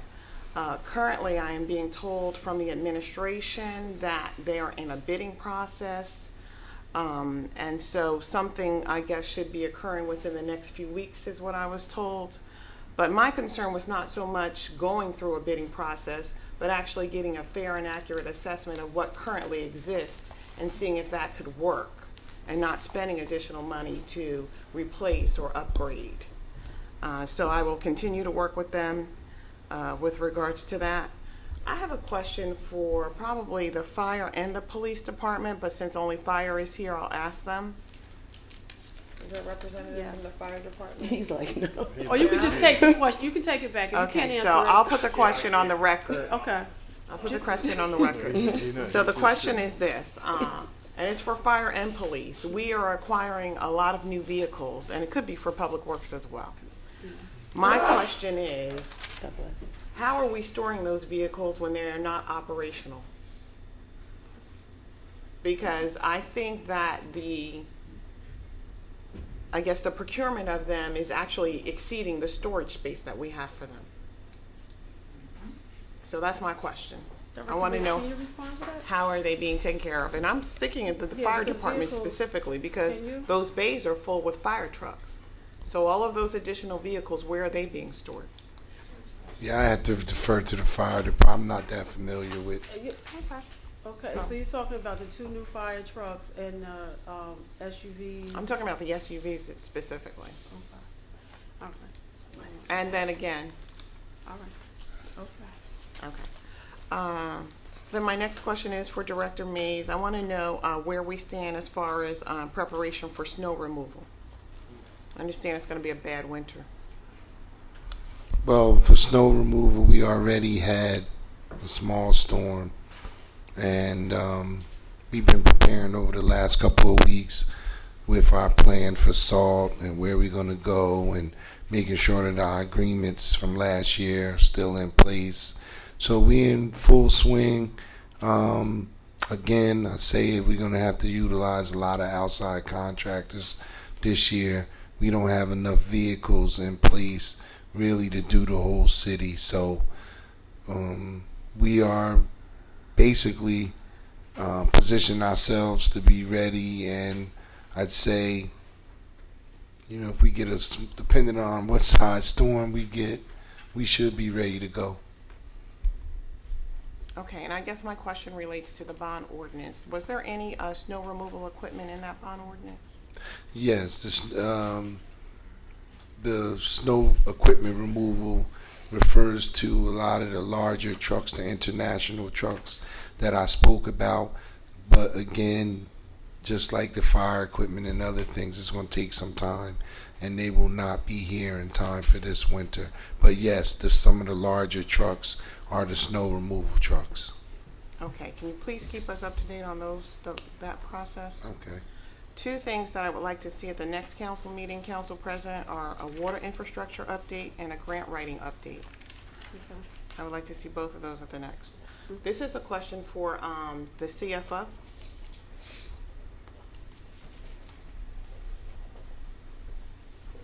I know we have gone back and forth, especially over that corrective action plan, so I'm not even going there today. Say thank you, council members.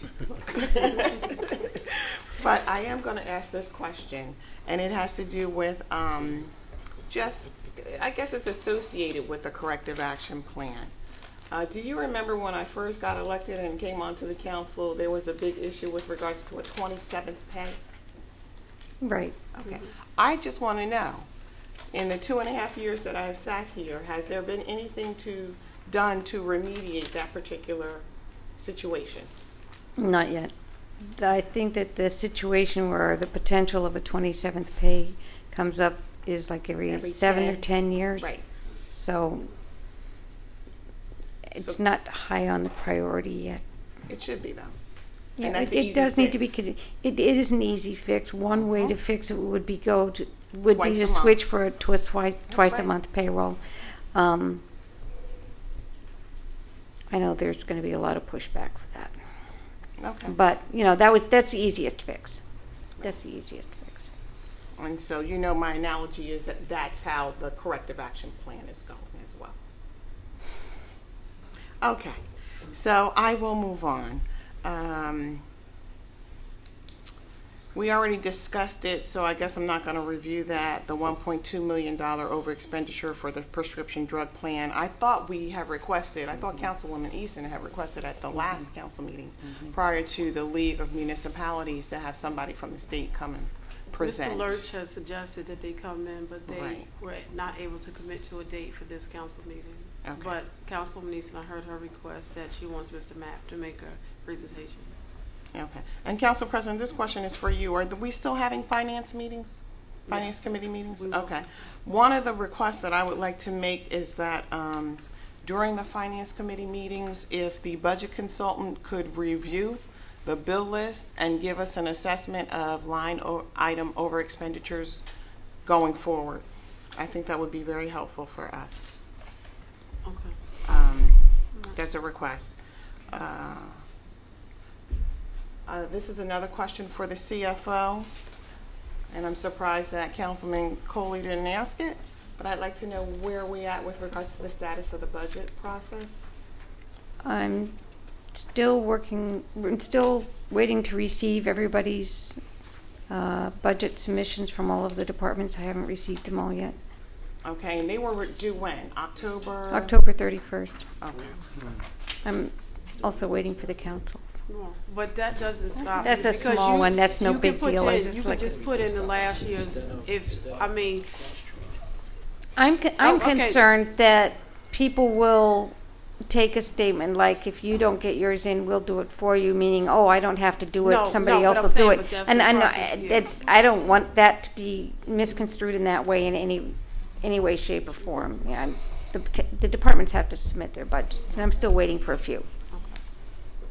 Okay, and I just wanted to reply to Ms. Gordon's request with regards to transparency and the Oprah request. As Council President stated, that we are working on the process. It has improved, but again, we do need to find out how legal documents could wind up missing. So I do want to respond to her. Thank you, Council President. Thank you.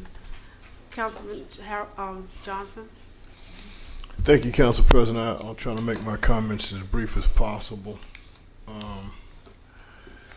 Orange Thanksgiving outreach, community service groups, local churches, individuals who donated in the Orange Fire Department. I say thank you very much for your efforts. I actually witnessed it for the first time as a council person to see the unity in this town. People looking out for people in need. It was marvelous. I enjoyed serving a little bit that I did, and then actually going over to my church later on in the day. But the fire department did a yeoman's job laying that out. I take my hat off to them.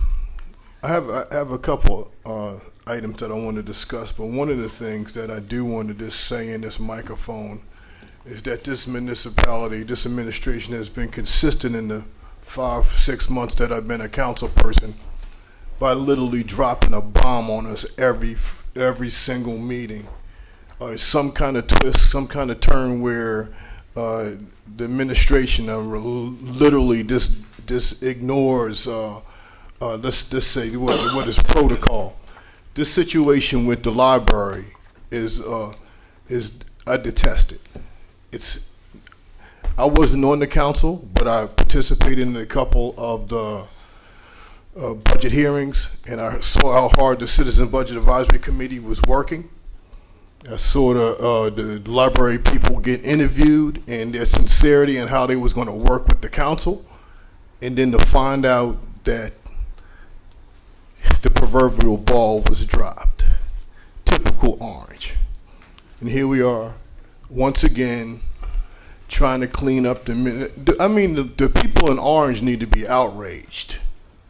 You know, we're convenient. We're sitting ducks here, like Councilwoman Easton stated. We're sitting ducks. You're going to get us sitting down for a couple hours twice a month. But the administration is elusive. Those are the people that they're not here. They don't want to answer your questions. I would probably stay just sit in if I was still a civilian. But anyway, I digress. Going forward, I do have one question of CFO, real quick, because in listening to Mr. Fell, he kind of opened up Pandora's box. I just have one. As she comes to the mic, one small question. I'm sorry, Councilman Johnson, interrupt you for 1 second. Can I have a motion to extend? Motion. Motion by Councilwoman Summers Johnson, second by Councilwoman Gaunt Butler. Councilman Coley, roll call. Councilman Coley, Yes. Councilman Corbett, No. Councilwoman Eason, Yes and no. Councilman Eason. You couldn't. Yes. Yes, Councilwoman Gaunt Butler, Yes. Councilman Johnson, Yes. Councilwoman Summers Johnson, Yes. and I am in favor as well. The motion is extended, 6 yeas and 1 nay. I apologize, Councilman. Your apology accepted. Real quick, and just for clear, and I do appreciate you. Thank you for explaining the different accounts and how they work. There was a education right there on the run today, and I really appreciate that. I just want to know, when you explained about this 914I road improvement, is that $57,700 is actual money there, or that's something that's going to be appropriated after the bond is issued? When you approve a bond ordinance, it gives the city the authority to spend money and to raise money. The timing of raising money does not have to be all in the beginning. You can raise it in little bits and pieces as you need it for cash flow. Physical money is not put into an envelope that says this can only be used for roads. That's not the way it works. The bank account for the capital improvement fund has X amount of dollars, and so long as we have the cash flow, we can continue operating. As soon as we need cash flow, then we need to go out and either bond for the full amount of the bond, or we can do bond anticipation notes, or we can do loans. All of that is stipulated within the verbiage of the bond ordinance. You should also be aware, when you read the audit, that there is an item in there called authorized but not issued. And the city does have older bond ordinances for which we have not gone out for any funding on. And some of those we don't need to yet because we haven't sought to use that appropriation yet. We are in the works because we are trying to move forward with purchasing the equipment and the materials and things that we authorized with the bond ordinance. We have a commitment out there for monies that need to be expended. So we are going to be going out for a bond anticipation note only for the minimum amount, not minimum, a reasonable amount that we need for a reasonable amount of time, like at least a year, for a bond anticipation note. And with bond anticipation notes, you pay the interest every year, but you don't have to start paying down on the principal until the 3rd year. And then it says there's a specific formula calculated as to how you pay it out. At any time when it becomes necessary or it's deemed prudent that we need to go out for full bond, whatever the balance is left on that bond anticipation note, that note will be closed, it'll be paid off, and we will go out for a bond for the full amount of money that we need at that time. It's not necessary, and it's probably not prudent to go out and get a bond for the full amount of money right out of the gate. You get the money by loan or bond anticipation note or by bond as you need it. Does that make sense? Do you understand? That makes sense, but the question, I'm talking about this specific road. Do we have cash in the bank for that? Yes, we have cash in the bank. Councilwoman Summers Johnson. Thank you. I would like to applaud the veteran council members for their poker faces, because I don't have one. I sit here and I have to chuckle at some of the comments that come up, because criticism, I can take it. Anyone can take it. But I just find it so hard, and it's just sad that you have to convince people how smart you are. I can't imagine walking around with my resume. I just don't understand it, and I just need it on the record that any resident or stakeholder in the city of Orange is welcome to come to this microphone and say whatever they have to say. You do not need a degree in anything to come and speak before the council. I think that a stupid question is one that is not asked, and I teach my first graders that every day. I think that council members asking questions so that they don't appear to know the answer is exactly what we need to do. And if it upsets people that questions are asked, then I'm not understanding how you work. Again, and the other part that's really funny to me is that you make comments and you leave before, the council comments. I get it. I wouldn't want to hear it either. But let me go on a positive note. I applaud anyone that stands before the council, asks questions, and stays long enough to hear the answers, because I guess that's the whole point of you standing up there. Now, moving on to what I had, that came because I was aggravated, and I don't have a poker face yet. Attended the League of Municipalities. It was a great experience. One of the sessions I attended was on Oprah, and I had a lot of questions, and I didn't even have to ask them. They actually went over them. Another one on foreclosure. That was very interesting. So that was a fun week, I can say. Also, a group of people, along with myself, Set Me Free was an organization, Ashley Angel Tutoring, Fashion Against Bullying, and True Youth Incorporated. We came together and we had an idea to try to feed residents just on our own, not through any other type of organization, and we sought out a place to have it, and everyone wanted to charge us all this money, and we wanted to use all of the money that we raised to feed residents. And we went through the school, through Orange Public Schools, through the social workers, and we were given names of families that would need a hot meal prior to Thanksgiving, and rather than give them Thanksgiving baskets, we wanted to cook for them, we wanted to serve them. So True Youth Incorporated, they are now in the Chronicle building, and I knew nothing about them until we linked up, and it was a group of girls called True Beauty, and they served, along with myself, 100 Orange residents. And we did this the Sunday before Thanksgiving, and we did it at the Y. You question why we did it at the Y? Because they offered it for free. So all of the money that we raised, we were able to not only feed the residents that came, but we were able to send them home with to go. Even some police officers came, and I begged them. I said, can you please, go down by McDonald's and just tell them we're serving a meal? And people came of all different walks of life, and I sat with them. And again, like Councilman Johnson said, just the experience we don't always get to do. And around the holidays, people think everything is political, but there's nothing wrong with serving the community around the holidays.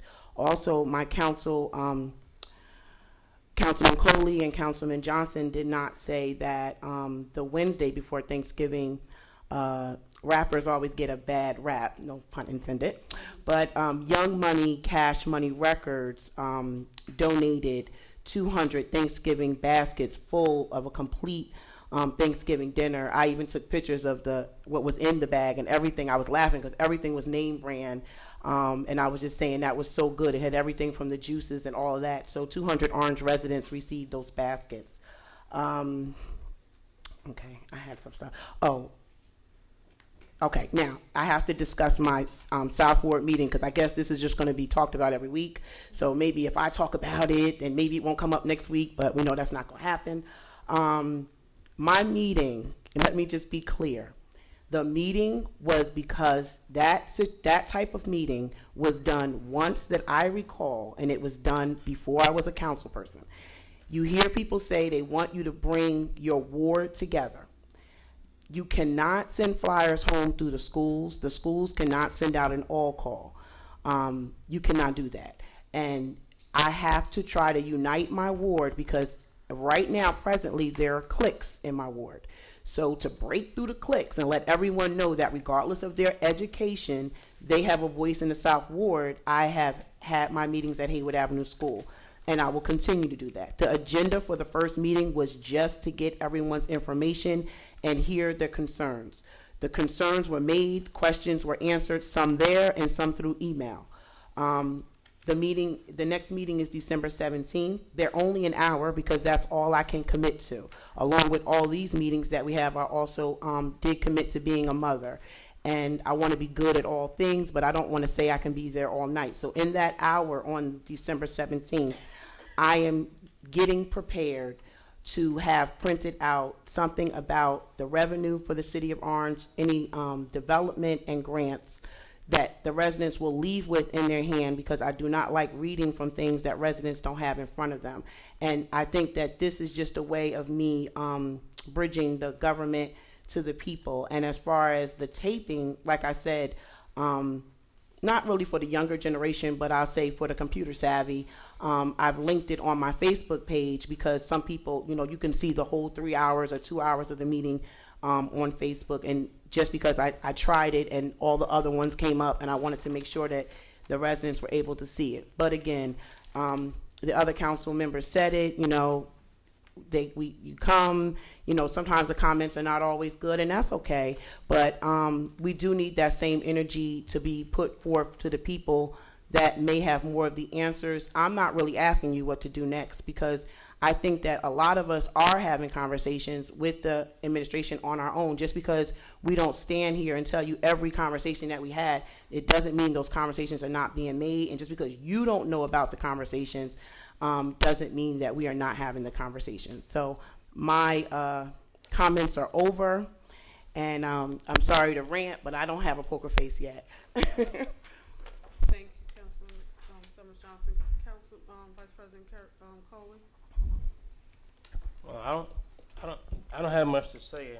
Everybody pretty much said a lot of what I was feeling tonight. But I do just have one quick question for Director Mays. I know that we are getting ready for upcoming winter, and I know that we have some type of agreement with East Orange for salt. Did we ever do a comparison to get our own salt dorm back versus continuing this service with East Orange? Do we have a comparison? We don't have a comparison. All we really have is we did put monies in the bond for a salt dome.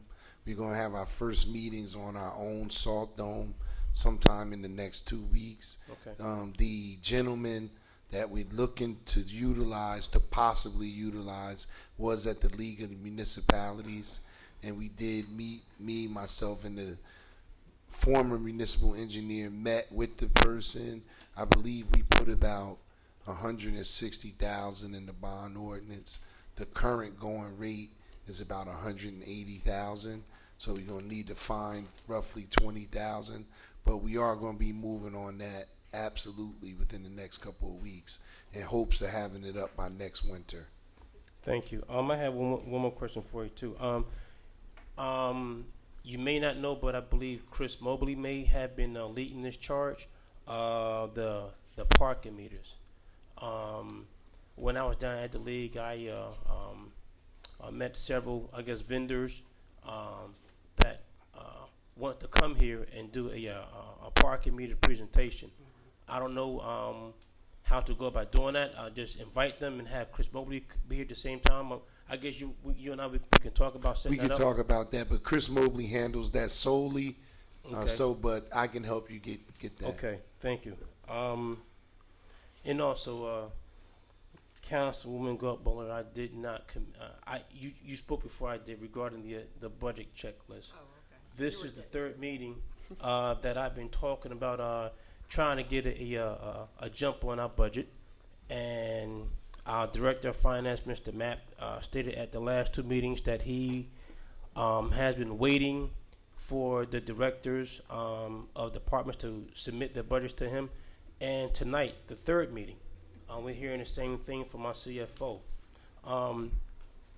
I don't want to be into March, April, and May talking about we don't have all the necessary documents to move our budget in the right direction.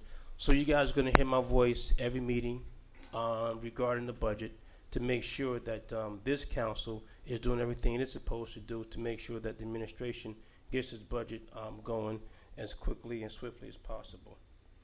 And one last thing. I have two other things.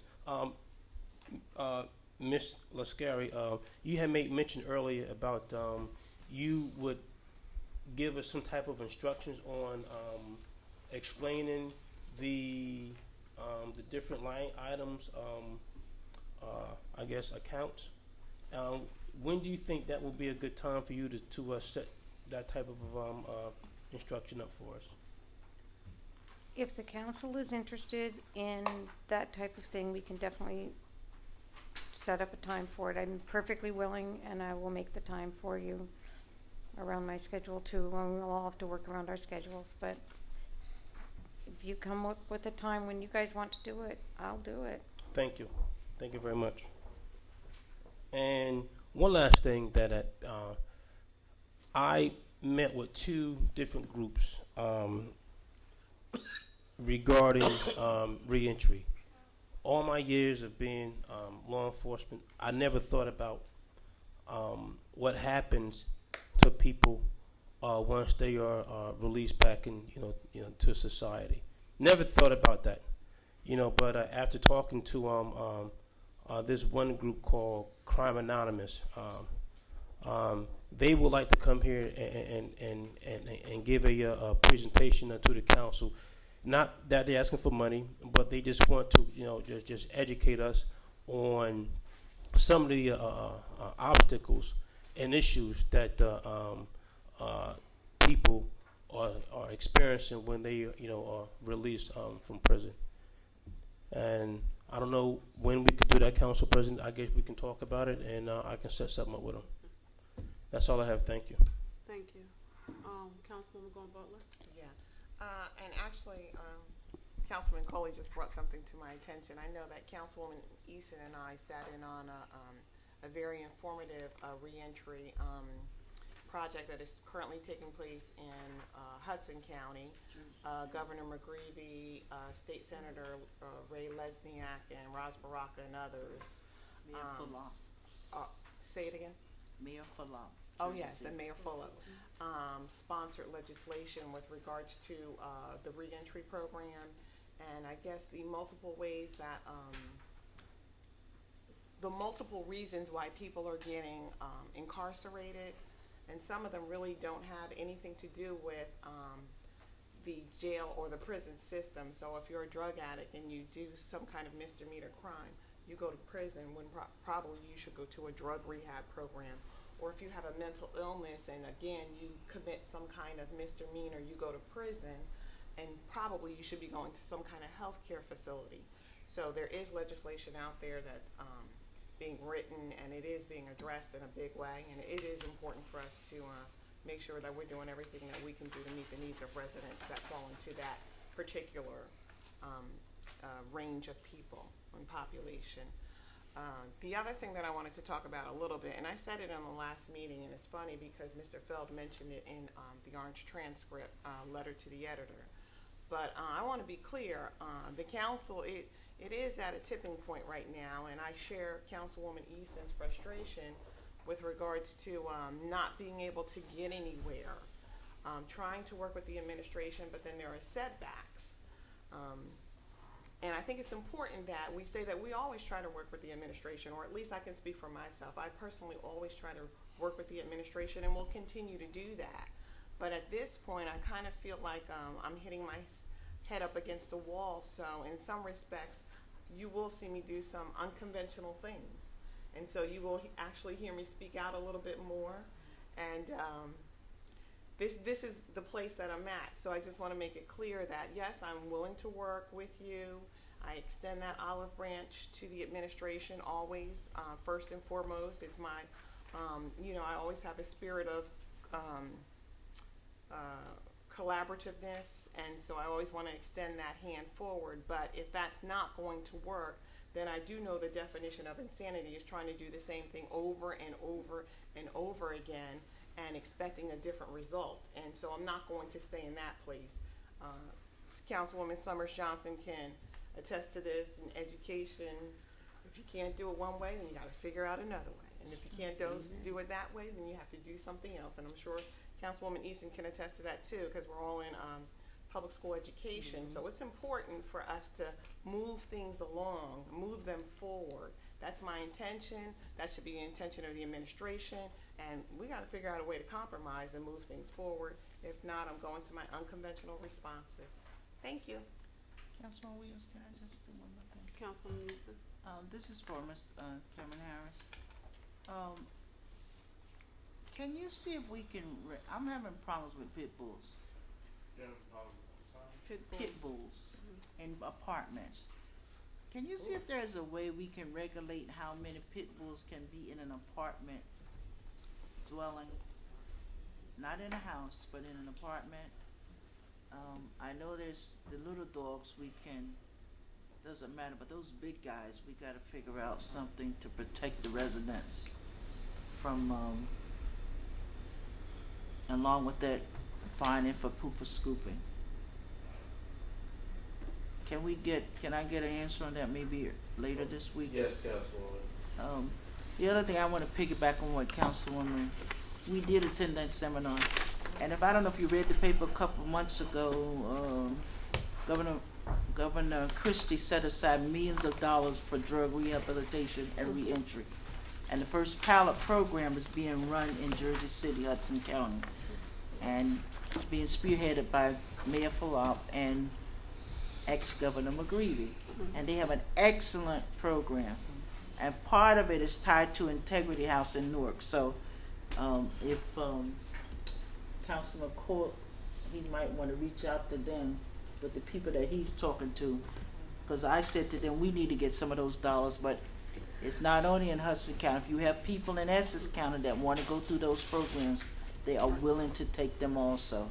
But they're trying to get them before they leave prison so they can have housing, Medicare, education, job all training. of those things. And it seems to be working so that they don't result to going back to dealing drugs or taking drugs and committing crimes. So there is a program out there that I'm hoping, I think Mayor Rosper Rock was on the panel, so he's looking to bring it to Newark. So we might want to just pick it back on some of those things, because we have to do something in this city. Thank you. And I'll pick up right there. Reentry and preventing recidivism is a very big issue for the city of Orange, because we have a community of people, of ex-offenders who return to our community, and we don't have, say, programs placed right here in Orange. Most programs that are given are funded because they're federally funded or state funded. we can, even if they're not done right here in Orange, you can still call up and have a person that lives in the city of Orange have access. But as Councilwoman Eason, you've actually stated the most, one of the most important, that a lot of this stuff needs to be dealt with behind the wall before they come out onto the streets, so that the plan could be in, they can have a plan set in action and not trying to figure it out once they get home. One of the biggest problems that they have a problem with is often identification, and Newark actually had a program that's probably done under another heading just to help, you know, once the 6 points came and how to get all that together for people returning into the community. Mayor Ras Baraka on November 21st actually had a meeting that was community-based to set forth the plan and to say that it's not only going to work if I just do it here in Newark. It has to, I consider all of the surrounding towns and the faith-based community as well as council members were invited. Mayor Reverend Stackhouse went in my stead, but I believe Councilman Corbett was there as well. And there was a roundtable kind of discussion about how, sort of a roundtable, or listening to what, and Al Sharpton was speaking about the things that we have to do, but it couldn't be concentrated in one area. So I know one of the things that Pastor Stackhouse was talking about, that the faith-based community has to be collectively involved in this, because oftentimes they receive people at their doors and they have to tie into the resources. So the outreach has begun, and Councilman Coley, that information, you probably can call Pastor Stackhouse, as he was there, and Councilman Corbett was there as well, about how that program is going to be extended to the surrounding towns. Director Mays, we've had spirited conversations here at City Council regarding the vehicle list and the maintenance of a vehicle list. So we got a vehicle list together, and I was under the impression as new vehicles were purchased or other vehicles are purged or whatever, that this list will be continuously updated. Can you give me some insight into the status of that?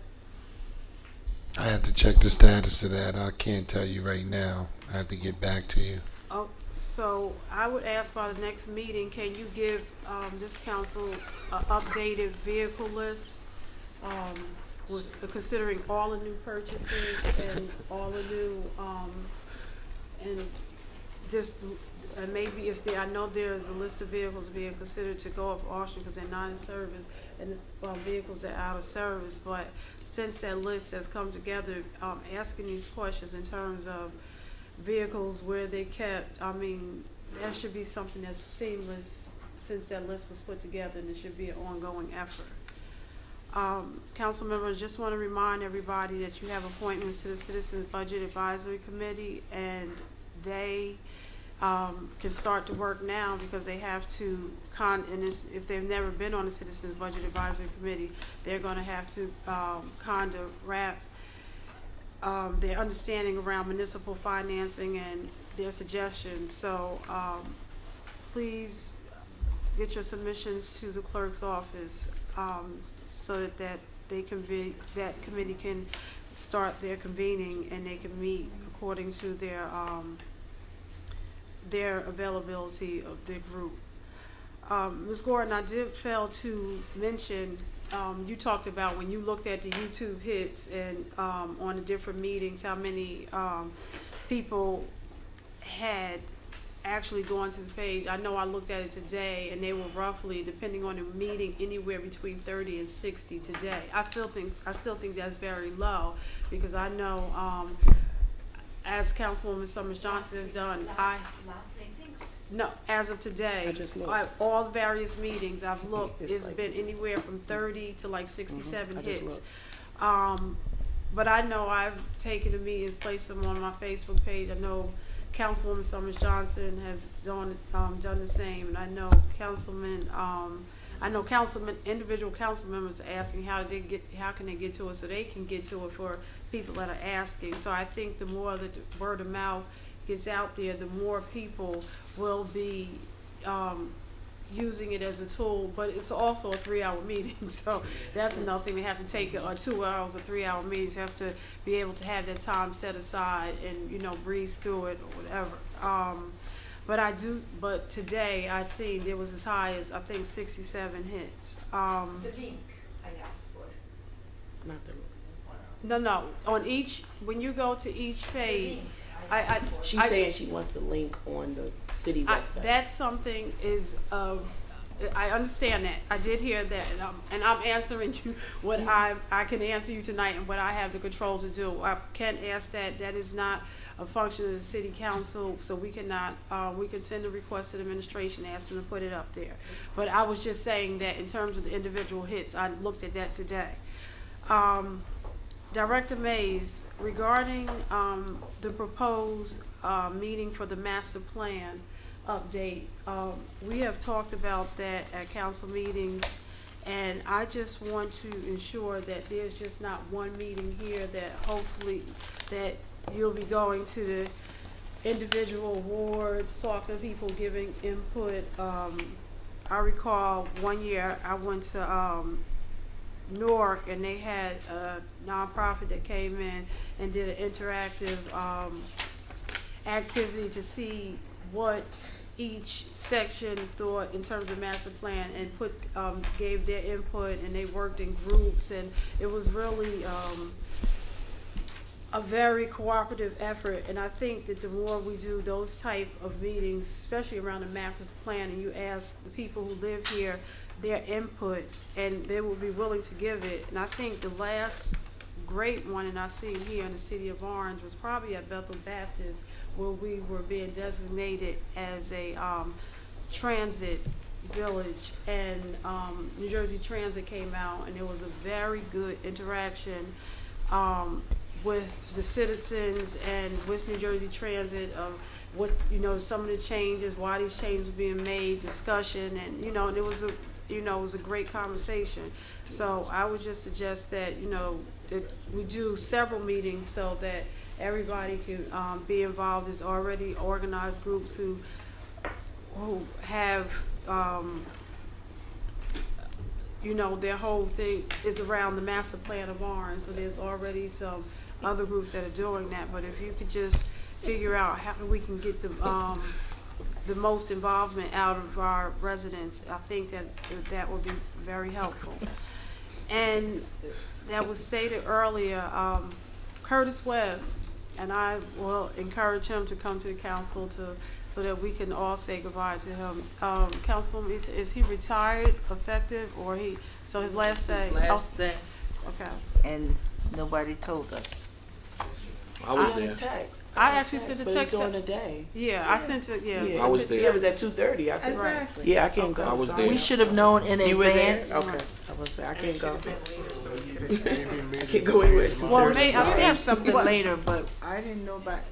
And I think a staff member decided to do that so that there was some recognition. We don't know what the will of the employee was, but the staff member really tried to get that together. And but I will talk to Mr. Webb and see if he can come here so that we can speak to him,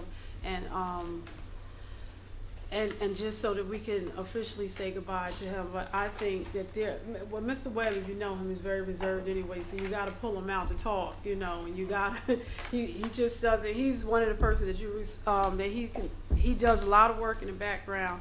Unless you pull him aside, you may not know exactly what he's doing, and because he's just not the person. He's just out there every day doing his job, but he's not here. Plus, you know, however, his way of communication is very, very, he's just very laid back and very strange. So I'm sure even to do that event was something that they had to really push him to do. But I will talk to him to see if we can get out. But I think he is an employee. Director Mays, do you remember how many years of service? 35 years. 35 years of service, so that we, you know, you have some very tenured people leaving with a whole lot of institutional knowledge that, you know, they can just tell you from the beginning to something to where it is today. So just to stay in contact with them and to value their input is very, very important. So I thank Mr. Webb for his service, and even and even as laid back as he was, one thing I appreciate, when something wasn't right, he would let you know about it, to sometimes the extent that you may not appreciate it, but he stood his ground, so I really appreciate that. And in regard to the league, it was I think we went to several seminars, but I think when we walked into to the Oprah meeting, it was almost like the city of Orange sent down a list for them to talk about, things to talk about, because Mr. I can't even think his name, Mr. Kearns, he just came in and he gave a very, very pointed discussion. I think he did it in an hour, so he has it down to a science. And it's funny because Mr. Kearns is very professorial. He talks to you, but his information is so informative that you just sit there, and that's one of the ones that you don't want to him to finish, to stop talking, because the information is just ongoing. But there is the league, New Jersey League of Municipalities, probably has one of his former presentations. I think it's 2009, and I've sent out to former council members. But it's also available, and I can leave it in the clerk's office. And it's a nice PowerPoint where it drives you right to the information. And we're looking at him coming to Orange to do ethics training, directly here, so he can talk to our citizens.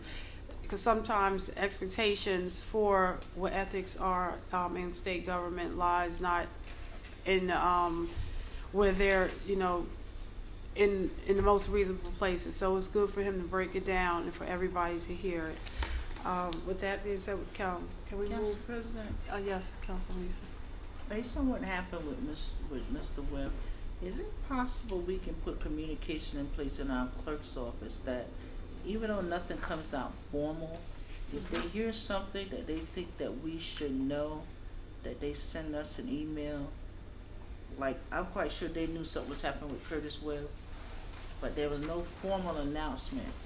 If they had sent it to us like a couple of days earlier, just because they heard it in the air, we could have all been there, but it's hard to do that day, and you at work and say, I need, we haven't planned to leave at 2:30. So is that possible? That option is always welcome. Ask them to put the information out. Even if Ask they them to do hear it calendar. in the hallway, Right. just say, by the way, this is happening in City Hall, in case you all want to attend.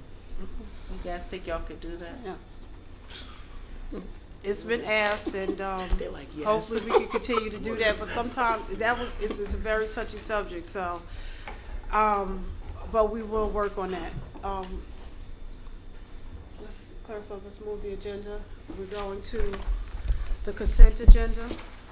I'm sorry. We finished with council comments. There's no ordinances on second reading. There's no ordinance or introduction of first reading. So we're going right into the consent agenda. All items listed with an asterisk are considered to be routine by the city council will be enacted by one motion. There will be no separate discussion of these items unless a council member requests, in which event this item will be removed from the general order of business and considered in its normal sequence of the agenda. I just want to take note, on the consent agenda is a resolution 295-2014, a resolution that was postponed to this meeting. And that is a resolution authorizing the City of Orange Township to enter into a cooperative price system agreement with Middlesex Regional Education Service Commission, pricing system for the purchase of goods and services. Council members, are there any resolutions that you would like to remove from the agenda? Yes, Council President. Yes. 303-2014. 312-2014. 312? Yeah. I think that's it. Any other council member? Council President, Councilman Johnson? 302-2014 and 309-2014. Council members, are there any other? Not,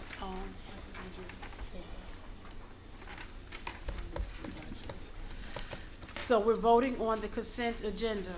295, 2014, 304, 2014, 305, 2014, 306, 2014, 307, 2014, 308, 2014, 310, 2014, 311, 2014, 313, 2014, 314, 2014, 315, 2014, 316, 2014. Move.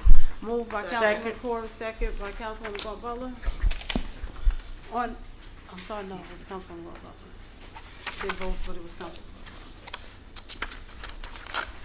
All in favor? Aye. Aye. I'm sorry? He said Aye. Any opposed? The consent agenda carries. I just want to remind that there was an email sent out regarding 3/11/2014. Did everybody get that? Mm-hmm. Okay, just to make sure that there was confidential, that should not have been attached to it, so please. Going back to 3/02/2014, a resolution authorizing the award of a non-fair open contract with Panani Associations, Inc., 105 Fieldcrest Avenue, Suite 52, Edison, in the amount not to exceed $43,500. Is there a motion? Move. Moved by Councilman Corbett, second by Councilwoman Butler. On the motion, seeing none, roll call. Councilman Coley, In favor. Councilman Corbett, Yes. Councilwoman Easton, Yes. Councilwoman Summers Johnson, Yes. Councilman Johnson, No. Councilwoman Gordon Butler, In favor. and I am in favor as well. The resolution carries 6 yeas and 1 nay. Moving to 3/03/2014, a resolution authorizing the City of Orange Township to submit certain project applications received from the Orange community for inclusion within the County of Essex Development Block. Notice the spelling in the title on the agenda. Development Block Grant Application for the year 2015. Move. Moved by Councilman Corbett, second by Councilwoman Easton. On the motion, seeing none, roll call. Councilman Coley, In favor. Councilman Corbett, Yes. Councilwoman Easton, Yes. Councilwoman Summers Johnson, Yes. Councilman Johnson, No. Councilwoman Gordon Butler, Abstain. Councilwoman Williams abstained as well. What's the total? You have 4 yeas to the motion. The resolution carries 4 yeas, 2 abstentions, and 1 no. Moving to 3/09/2014, a resolution authorizing the City of Orange Township Planning Board to conduct public hearing for the purpose of reviewing and considering an amendment to the Central Orange redevelopment plan. Move. Second. Moved by Councilman Corbett, second by Councilwoman Easton. On the motion, seeing none, roll call. Councilman Coley, In favor. Councilman Corbett, Yes. Councilwoman Easton, Yes. Councilwoman Summers Johnson, Yes. Councilman Johnson, No. Councilwoman Gaunt Butler. In favor. I am in favor as well. Moving to 3/12/2014, a resolution approving the bill list for the council meeting voted on December 2nd, 2014, dated November 25th, 2014. I will state the amount at the end just in case there's some amendments. Move. Moved by Councilman Corbett, second by Councilwoman Gaunt Butler. On the motion, Attorney Smith, do you have a bill list in front of you?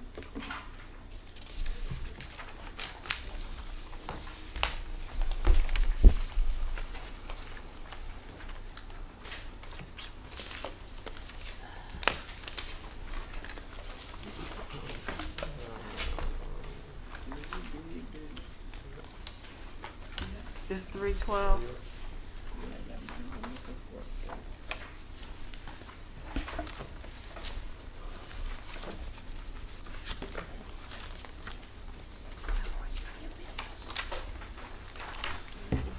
You got it?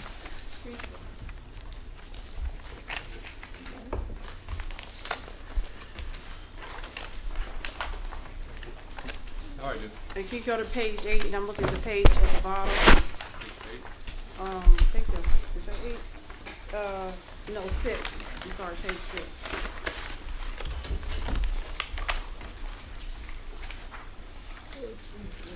It starts off with contractual service by True Green.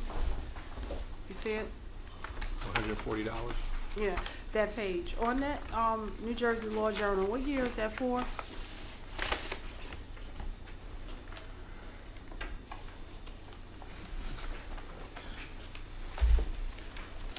For 2014.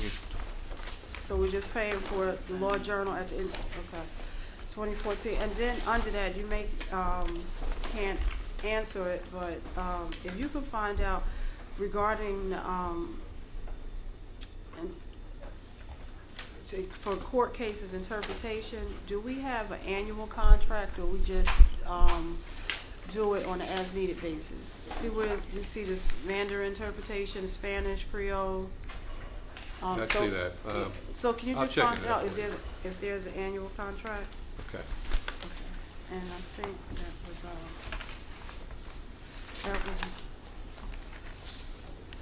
and Director Mays left. Is he right there?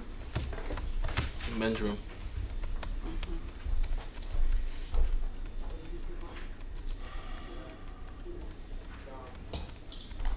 You say he left? He left. He went downstairs. Okay. Ms. Scary, on the bill list, we did a maintenance contract for elevator maintenance here at City Hall. So why do, What page I'm on are you page looking? 5, I'm sorry.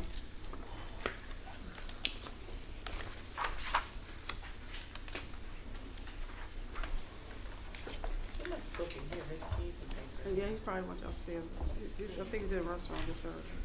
Do you see it? Page 5, where it says, we did an annual service contract for the elevators, so why are we paying Director Mays He's on the one I page asked. 5 and Mrs. Scott, we did an annual contract for elevator maintenance, correct? And we paid for the elevator maintenance here at City Hall? It's on page 5.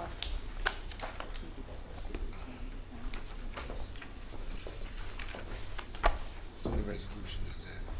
Bill list. Bill list. 3 what? 312. Oh, 312. What page? 5.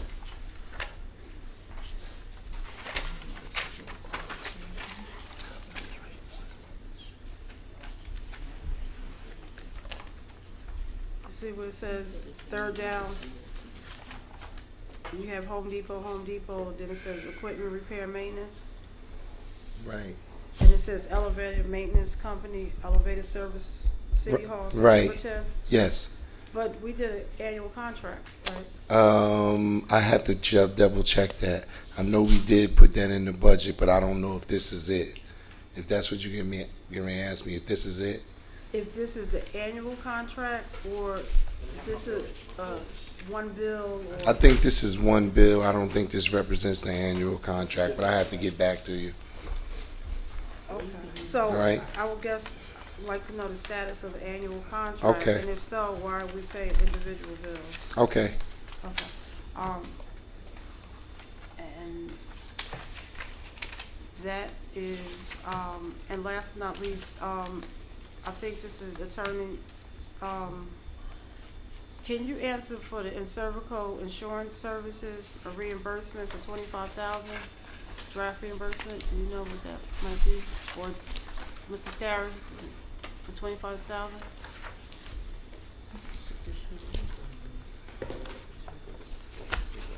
Page 2, Mr. Scary.